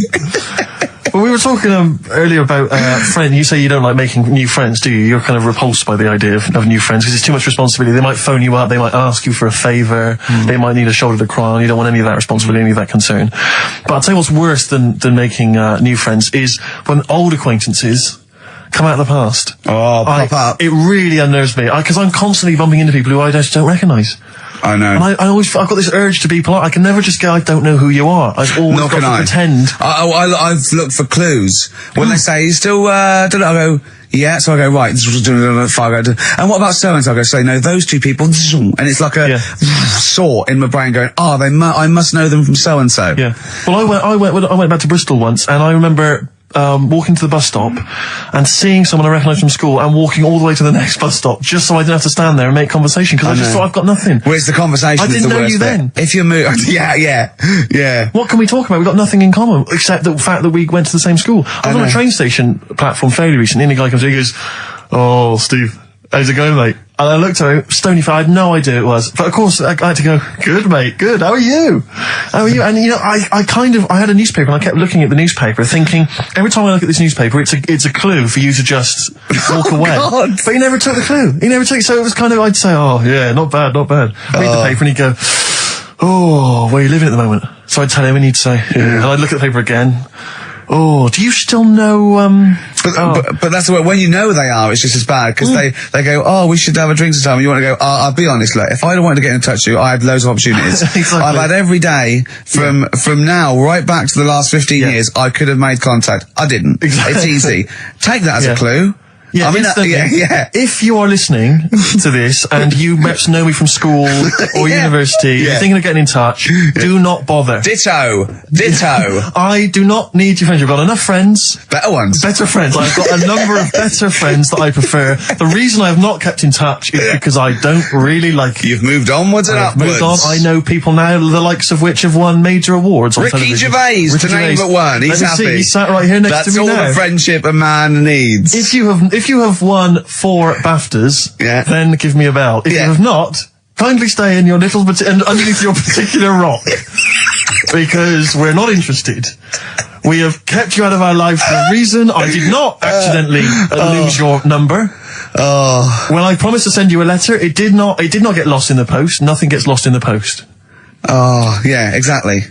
Carl, what do you think of that? It's alright. That's that, but I'm honest with them though, when I see them. Do you know what I mean?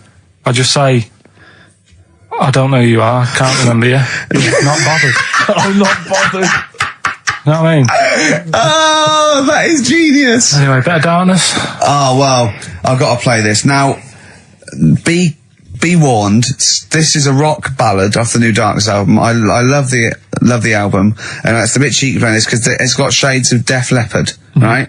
But there's a lovely balalaika bit in it, and it's quite a nice song, right? And it's the Darkness, and they can get away with this sort of thing for at least another 4 months. Radio 1. Cardigans, You're the Storm on XFM 104.9. If anyone from Heart or Magic or Radio 1 or Radio 2 is listening, could well be available come October. Yeah. Alright? Please get in touch. Yeah. I think that my new TV is too big, Rick. I said that I know, when you I bought know what it. I was thinking. But I can't believe it. He talked about this buying it. He's got a bit of cash now, of course. And what is it? 42 inches? 42-inch plasma screen. Won't it cost you $3,000 or something? That's Wow, it's ridiculous. $3,500, big spender. Of course it's too big. Well, I can't get far enough back in my room, in my living room for it. You know, you're meant to be, I think, 4 times the screen size away from it. Really? To get off in the air. So that's 4 times 42 inches you're meant to be sitting away from it, which is impossible. Yeah.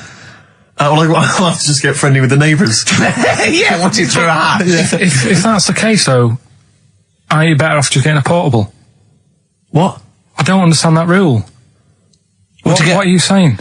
Well, you're meant to be 4 times the screen size away from the TV. But then what's the point in having a big telly if you've got to keep moving further back? Get a portable and sit right next to it. Is that how they sell it? Is that what they say to you? Well, no, it's a rule, but I do see your point. Why do people go to the cinema then? Did you see films that aren't out yet? Fair enough, he's got you there. Done. I tell you this though, I had it delivered, and are you supposed to tip delivery men? Of course you are. I don't know.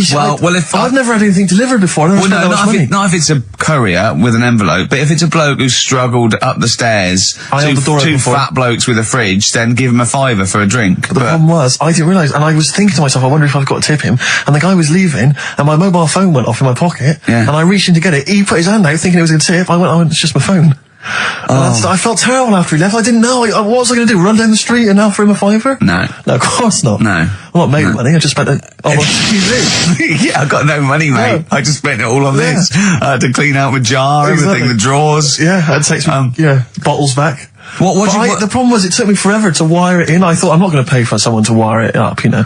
So it took me about 3 hours to wire it in, and it was huge. And I got it switched on. And the first program that was on when I got it wired in was Bargain Hunt. I'll tell you this, David Dickinson's tan almost took my eyeballs out. It was incredible. It was like X-rays. So close. You know, a huge plasma screen with this orange thing coming out, and he keeps turning to the camera, doesn't he? Just to get you. Yeah, he turns away. You get a bit close. They go, "What's he doing?" He just turns around, takes the cornea off. What do you think, Bargain Hunt?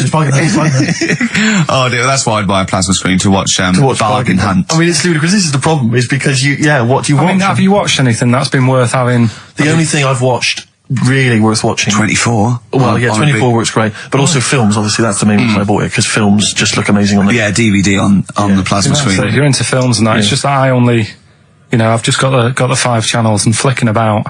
I'm not impressed. I mean, I can understand why more people listen to radio and stuff. Yeah. Well, not this one, but go on. Well, when was it? When was the last time I sort of sat down and had time, because I'm always busy doing stuff and that. Sure. Moaning takes up about 3 hours a day. When did Wimbledon finish? A couple of weeks ago. Right. Found myself sat there, right? I'm not having a go. I know we stopped Cheeky Freak of the Week and all that, right? So I'm not going to be having a go. Christ, I sat there. I'm scared.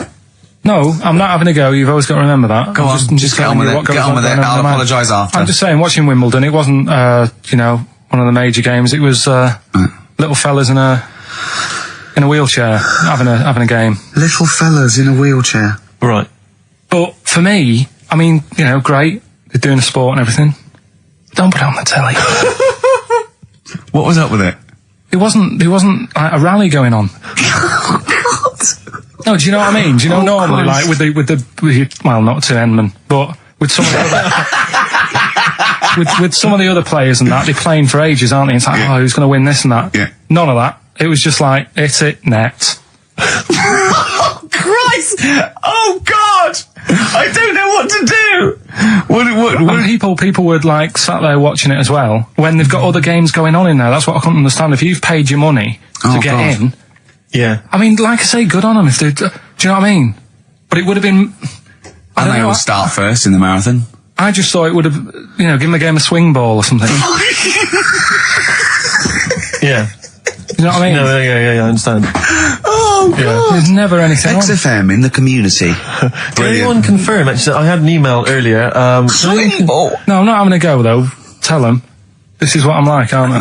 Sorry, this is recording you as well. What do you mean I'm not having a go? Tell them. Do you think you just said that to me? That do you think you haven't got a microphone? You just said to London, keep wheelchair sport off the telly because they can't get a rally going. You called them little fellas in wheelchairs.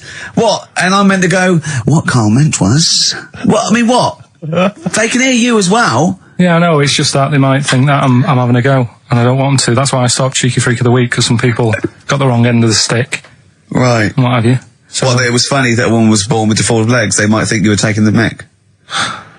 So anyway, I just was wondering if anyone could confirm. We had an email earlier, I forget who sent it in, but thanks very much indeed for it. They said that the Paralympics began this week, and apparently during the opening show, the entertainment was provided by Riverdance.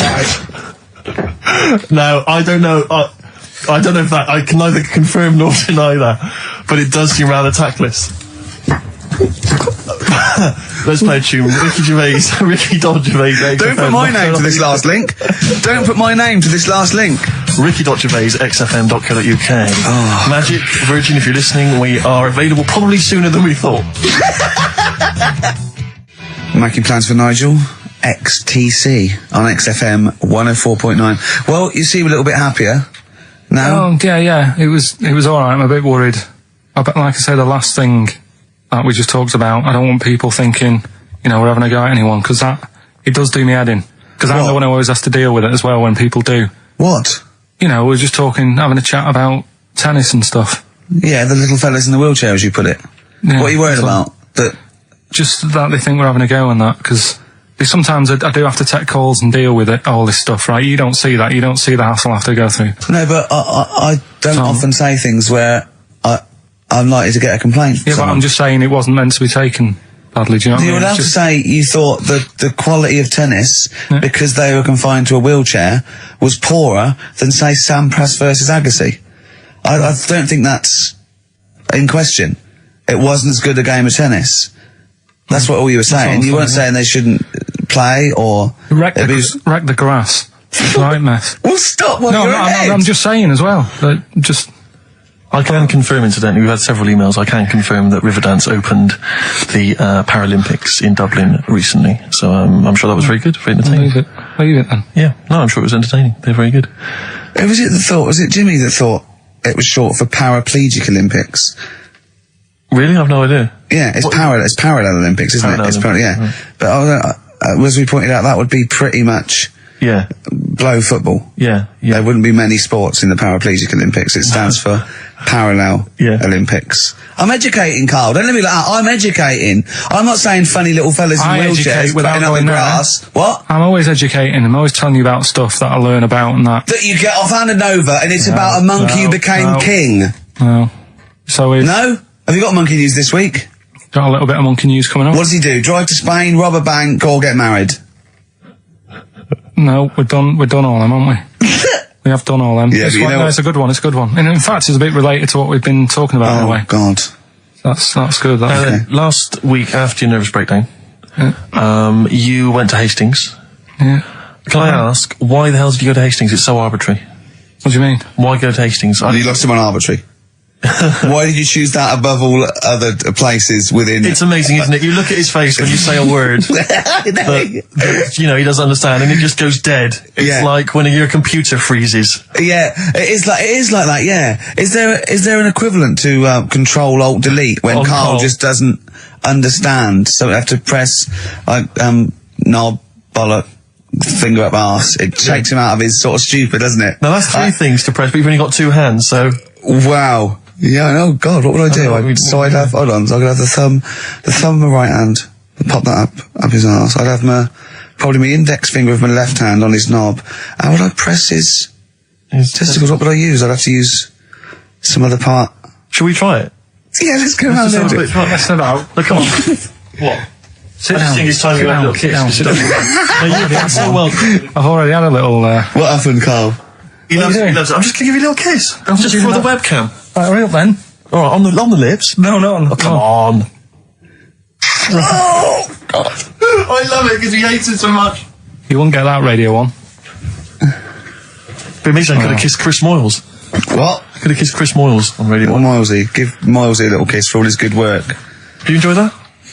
Yeah, it's good, yeah. What happened to Chris Miles's show? Is he not on anymore? On TV? Yeah. No. Turns out he was too fat and talentless. Do you want to tell us about Hastings? Where did that come from? Eh? What? Yeah, Hastings. Yeah. It's alright, yeah. What's there? Not much. It's just one of them Is there places. Yeah, it's good. I think that's what's good about it. Nobody knows, right? Because last weekend it was roasting, and you saw pictures of Brighton, and it was heaving. Yeah. Right. Hastings, hardly anyone there. And yeah, it's got a nice little beach. Yeah. Sand? Sandy No, beach? pebbles. Well, that's all right, isn't it? You don't want the sand. Why does he want sand? What do you want A sand? little bit, don't it? It's a murder building a sandcastle. No, you just sit there. You can't walk on pebbles, can you? It's, What do you mean? Well, it's all kind of, it's sort of a bit, you know, dodgy underfoot. It's all right. The only annoying thing is, right, it's one of them places that it's great to visit for a day. Yeah. But I wonder how people who live there get by. Why? Because all the shops are like them things that you go in and it's like a little pebble with a pebble stuck on the top and it says Hastings on it. So every shop does that. If you want bread and milk, You're done for. it's murder. Yeah. There must be a supermarket. I didn't see any. Seriously, it's all novelty things like that. Yeah. And then when I got back into London... Their houses. Yeah. Just covered in pebbles and like seashells and stuff. Oh, not rock for tea again. But the funny thing is, right, it's the first time I sort of noticed somewhere like that. When you go, what do you do if you just want some Brillo pads or whatever? I'm walking in London. Never concerned me that. Never needed Brillo pads in my life. No, but you know what I mean. The sort of things that it's a bit tricky to find. But in London, you've got the coverage. Yeah. Now the weird thing is, I was walking home from had a drink the other night, right? Yeah. Walking down the road, and there was a shop that just sold chess pieces. Yeah. Is that the one on Great Portland Street? Round the corner from it. Yeah. Well, I think that's mental. I remember being in Brighton once and seeing a shop, and all it sold was the foam you put inside cushions. Yeah, there's one of those at Pentonville Road. But I don't know who opens a shop like that. I know where these I'll tell things you, are. There's a hole in the market. Yeah. What was that shop we walked past yesterday? And it was like something really, really... chef uniform shop. Yeah. It's Dundee Street. Yeah. I'll tell you what, I opened a chef uniform. Mainly sort of check trousers and white hats. But there must be a lot of chefs around. I'm eating all the time. Someone's making the food. Yeah. The funny thing is, on the chess shop, right, they mustn't have been doing that well. And someone the bosses must have been sat there going, not really working this, is it? Yeah, right? people only buy one chess set in their life. Yes. Right. Yeah, but the funny thing is, on the door, it's just said, come in and browse. which I thought was odd. Did you? No, it was shut. Right. But the funny thing is, right, so you can imagine them sat there going, oh, it's not doing that well. And it's changed. They've actually changed the name of the shop now. Yeah. And now it says chess and bridge. Right, they've had to expand. So they've opened it up a little bit. Yeah. Yeah. But still. What do you buy for bridge, if not I don't know. cards? I don't know. I don't know, I don't play bridge, but I don't know, I don't think you need a lot of stuff for bridge, except a pack of cards. I remember going a table. when I was on 3 friends. on holiday once in Devon, past a shop. I don't know if you ever need it. If you ever need an antique marionette, let me know. 'Cause I know where there's a shop. Okay, yeah. Antique marionette. I know. Again, you only need one unless But I you're a want to know collector. who goes into this business. Well, son, what are you doing? Going to university to do law, father? Well, there's a factory there that makes the little plastic bits that goes on the end of chair legs. Do you want to take it over from me? We're not really, no. It's all set up. Yeah. It's all set up. Oh, God. All right, Dad, but just for a couple of years. Someone's got to make them. Someone's got know. to make the little plastic bits that go on the end of chairs. Well, if you make them, call us on 123497734. Weird though, isn't it? Weird though, isn't it? Right, listen, songs of phrase answers next. We'll go out of the Well, way. I'll tell you what, play it once more so that people have got a chance to actually enter. Hang on, If you can't be bothered. keep talking. Oh, I can't be Should be ready, Carl. This is terrible. Here we go. From Right. That is the well-known phrase, Daddy's never gonna stop robbing telephone box. The well-known phrase. And we're looking for the songs, I think. I don't care. All right. Libertines on XFM 104.9. I'm Ricky Gervais. With me, Steve Merchant. Over there is Karl Pilkington. I'd be great for Heart. You really would. Wouldn't I? You really Virgin, I'd probably. BBC Radio 2 would be my first. All one. Late night one would be good. All good stations, all professional stations. Yeah, 4 All weeks to have an go. audience, all have 4 an weeks to go before we may give up or we may come back. Who knows? It's all up to Karl Pilkington. Can I just extend an apology? I was a little bit crass earlier, and I made some unsavoury remarks about Radio 1 DJ Chris Moyles. I'd like to apologise. Funny man, Chris Moyles. I would like to apologise for that, but it gave me an idea. You, the listeners, who do you hate? Email in ricky.gervais@xfm.co.uk. I just think that we've never really used XFM as a kind of, well, as a research tool, really, and it seems to me that we can get great And opportunity it's here. this, we don't sort of do this thing, we don't go on there and sort of like slag off other people and people in the public eye. Well, we pick on targets that That can't fight back. helpless, the elderly, people suffering in some way that really, and particularly we don't want to pick on people like Chris Moyles who's got a big platform, much bigger We platform. want people who can't answer back. Yeah, who do you hate? That's us. Who do you hate? I don't want people you went to school with or your Do you know what I hate, Steve? Who do you hate, Rick? Right, my top 3, just in the top 3, would be Hitler, Yeah. Mussolini, and General Pinochet. Really? No, probably Moylesy, Harry Potter, and Jamie Oliver. Nice. But what are your top 3? No, don't make them comical. Don't make them. These are the people that wind you up when you see them on TV. If you hear them on the radio, if you see them in a magazine, they make your kind of blood boil. Might be us. It could be us. I'm expecting that. We know that. We're not stupid. We could take it as read that it's us. Yeah. And then if anyone other let's than us- assume it's us, so we want other people. Yeah. But I want to draw up the top 5 people. I don't want to hear things like Tony Blair and Jeffrey Archer and fascism. No. Just people who make your flesh crawl for no fault of their own. Well, really? Well, sometimes their own because Yeah, they're talentless or fat. But that'd be good. That'd be a good long-term poll over the next 4 weeks, and then in 4 weeks' time we go. Well, we're off. We're in the top 10. Exactly. But here are the other 9. So I think it's just genuinely going to be quite interesting. So ricky.gervais@xfm.co.uk. Maybe who you hate and why. It's like giving a reason in the diary room. Yeah, that would You work. can't just nominate someone. You've got to say and why. Sure. But if you can't be bothered to write and why, just nominate. Yeah. Because that means we've got a lot of reading to do if they start doing that, Rick. Yeah. Keep it down to one sentence. Yeah.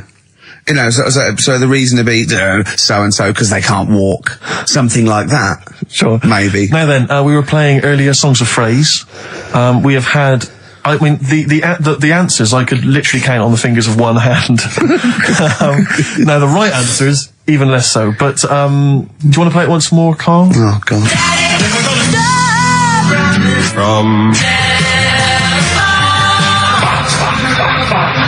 There was 7 songs in there. Right. Read them out, Colin. What are they? It was Oh, have you got it written down? I can remember them. Daddy Cool, Boney M. Boney M. Yeah. Never Gonna Give was You from Up, Rick Rick Astley. Astley. Yeah. Never Gonna. Write them down! Stop, Sam Brown. I think Right. Stop. Robin was Miss Robinson by Simon and Garfunkel. Mrs. Robinson. Yeah, hang on a minute. That's not Robin. Oh. From Russia with Love, Matt Monro. Right. Telephone hanging on the telephone, Blondie. And then Box, Living in a Box. Living in a box. Well, listen, no, I don't think anyone got them all right. No. If you did get them all right, I'm sorry, but I gave up checking the emails a long time ago. So I'm going to give it to Michelle Flower because she got a few of them right. So well done, She got a lot right there, actually. Well done. Good, well done. She got 5 out of 7, so well done, Michelle. And you get all those great prizes. Incidentally, we mentioned that Stargate SG-1, I really look forward to that, Michelle. That features Richard Dean Anderson. Had a lot of emails, people saying, is that the same Richard Dean Anderson or Dickie Anders that used to email in and said he loved the show? What's happened to Dickie No, I've Anders? not heard from Dickie for ages. So, Dickie, if you're listening, Richard Anderson, if anyone knows Richard Anderson, what's happened to him? Well, I think we know his top 3. Yeah, exactly. So, Dickie Anders, if you're still out there, get in touch with Anders. Little saucer. All right. Hey, Anders. I just was going to say, you're talking about people who annoy you and that. Yeah. Not many sort of celebrities annoy me because I think, well, some people like them. You know what I mean? Yeah. But things that affect me, like the builders. Right? You're a philosopher. Go on. The builders annoy me, right? Sure. Yeah. And you could say that's a bit of stereotyping, but all the people who I've met who have been builders have always annoyed me, right? So that's because they've been working on your house in your space. I mean, that's like all the builders that have been round your flat making a noise when you're trying to get some sleep have annoyed you. Well, that. Brilliant. But also someone in the office in the week, right, who works here. Yeah. He's a good lad, named Lenny, right? It's called Lenny. He proposed to his missus using XFM. So like he popped in Zoe's show. Right, his girlfriend sat out there. She didn't know what was going on. She was asked to come in. Even she wasn't listening. She was out there. she probably had a Walkman on or something. Yeah. Well, just that. She was just to Jono. He had to fax Jono with the request.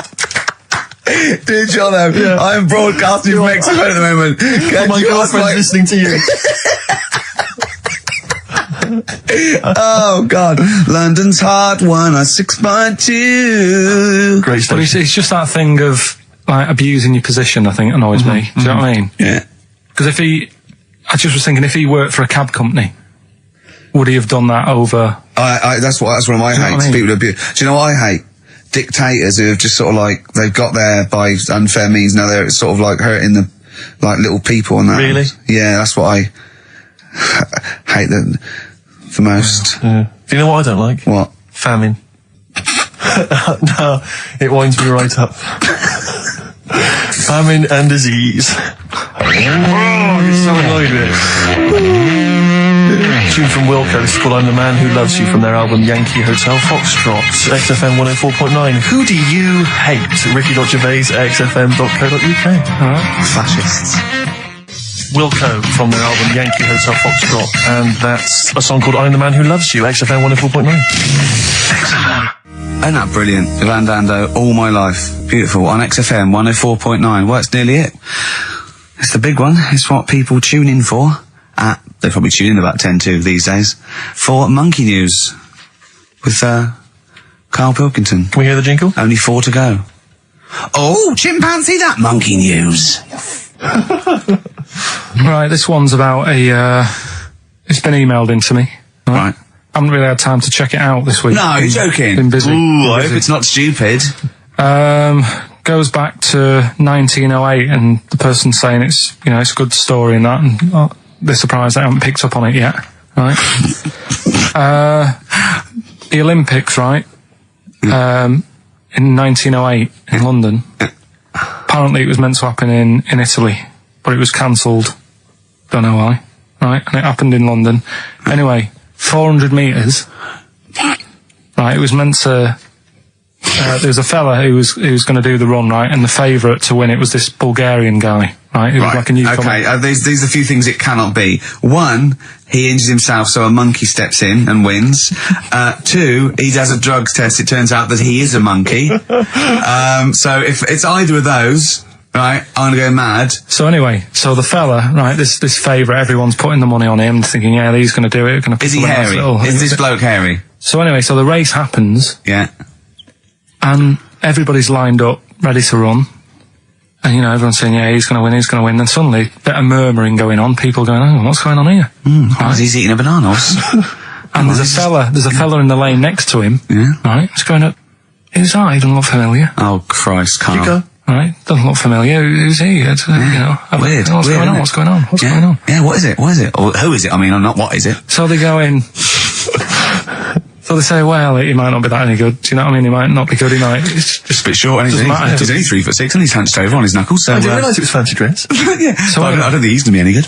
No. So the race Oh, he's starts. put his finger up his arse. That's weird for runners to do that before a race. It's weird, isn't it? Yeah. Race starts. Yeah. The fella that no one recognises wins it. People go, what's going on here? Yeah, sure. Do you know what I mean? We had Yeah. our money on the favourite. What's gone on? Who is this guy? Yeah. Anyway, he stood up there, right? He's looking well happy. Yeah. He's lifting the trophy and everything. Right. Long arms. That trophy's higher than... So anyway, He's only 3 foot, but the trophy's 9 foot in the air with those long arms. I'm suspicious. Go on. They had the picture in the paper the next day. Sure. And everyone's going, yeah, he was fast and everything, but quite hairy for a run. Oh, I'll tell you Come what, on, Carl. come on. Quite It's hairy for a runner, because ridiculous. normally they shave themselves, don't they, to make them faster. And No. that. How did he manage it? It's really hairy and that. So anyway, he wins the stuff, he walks away with a cup. The people who are in charge of the running, or like the Olympic Committee, look further into it. Turns out it was a chimp. Right, keep talking. No, don't keep talking. Why Shut up. encourage him? Shut up. This is monkey news. If you can't handle the news... It's news from 1909, and I haven't heard about a chimp winning the Olympics. Be quiet. What happened there then? 400 metres, right? Now the Don't thing is, talk shit. the annoying Please, thing was, Ricky. it took so long for the Olympic Committee, right, to find out that it was a monkey. It was going going manic. It went into loads of races. It was picking up loads of like. Oh, shut up! He Right? became a celebrity. It was doing endorsements on TV. Don't talk shit. It said he managed to win the Right. same race 4 years later in Athens because How did he get to But it's a joke. They're winding you up, Carl. weird. It's not weird. It's isn't it? right. I do not believe it. Well, that's okay. There's only 3 of them to go then. Right, because we're probably all leaving in 4 weeks' time, and that's the end. I've got to get onto a sort of mainstream radio station because I don't think there's any other sort of tin pot place like this, is there? No. So I'm going to clear up my act a little bit. I've got an album from the Capitol Radio Library, and it's the best punk album in the world ever. So if Cap's listening, I'm just going to show that I can do a mainstream. I'm going to play a classic song, and I'm going to announce it right and everything. So if you get a job on a decent station, you'll take me with you, will you? we're a pair. Brilliant. So okay, here we go. Right, if anyone's listening, just to show that I can do mainstream radio. Okay. Well, that's all. Okay. Oh, you're getting nervous. You're getting nervous. Okay. So come on. Shall I get a monkey and do it? It's all right. It's all right. Okay. Well, that's about all there is time for today. You've been listening to Ricky Gervais with me, Stephen Merchant. Across the way, K-Man Pilkers. We're going all the way back now, a classic song from the late 1970s, and this is Devo with Mongoloid.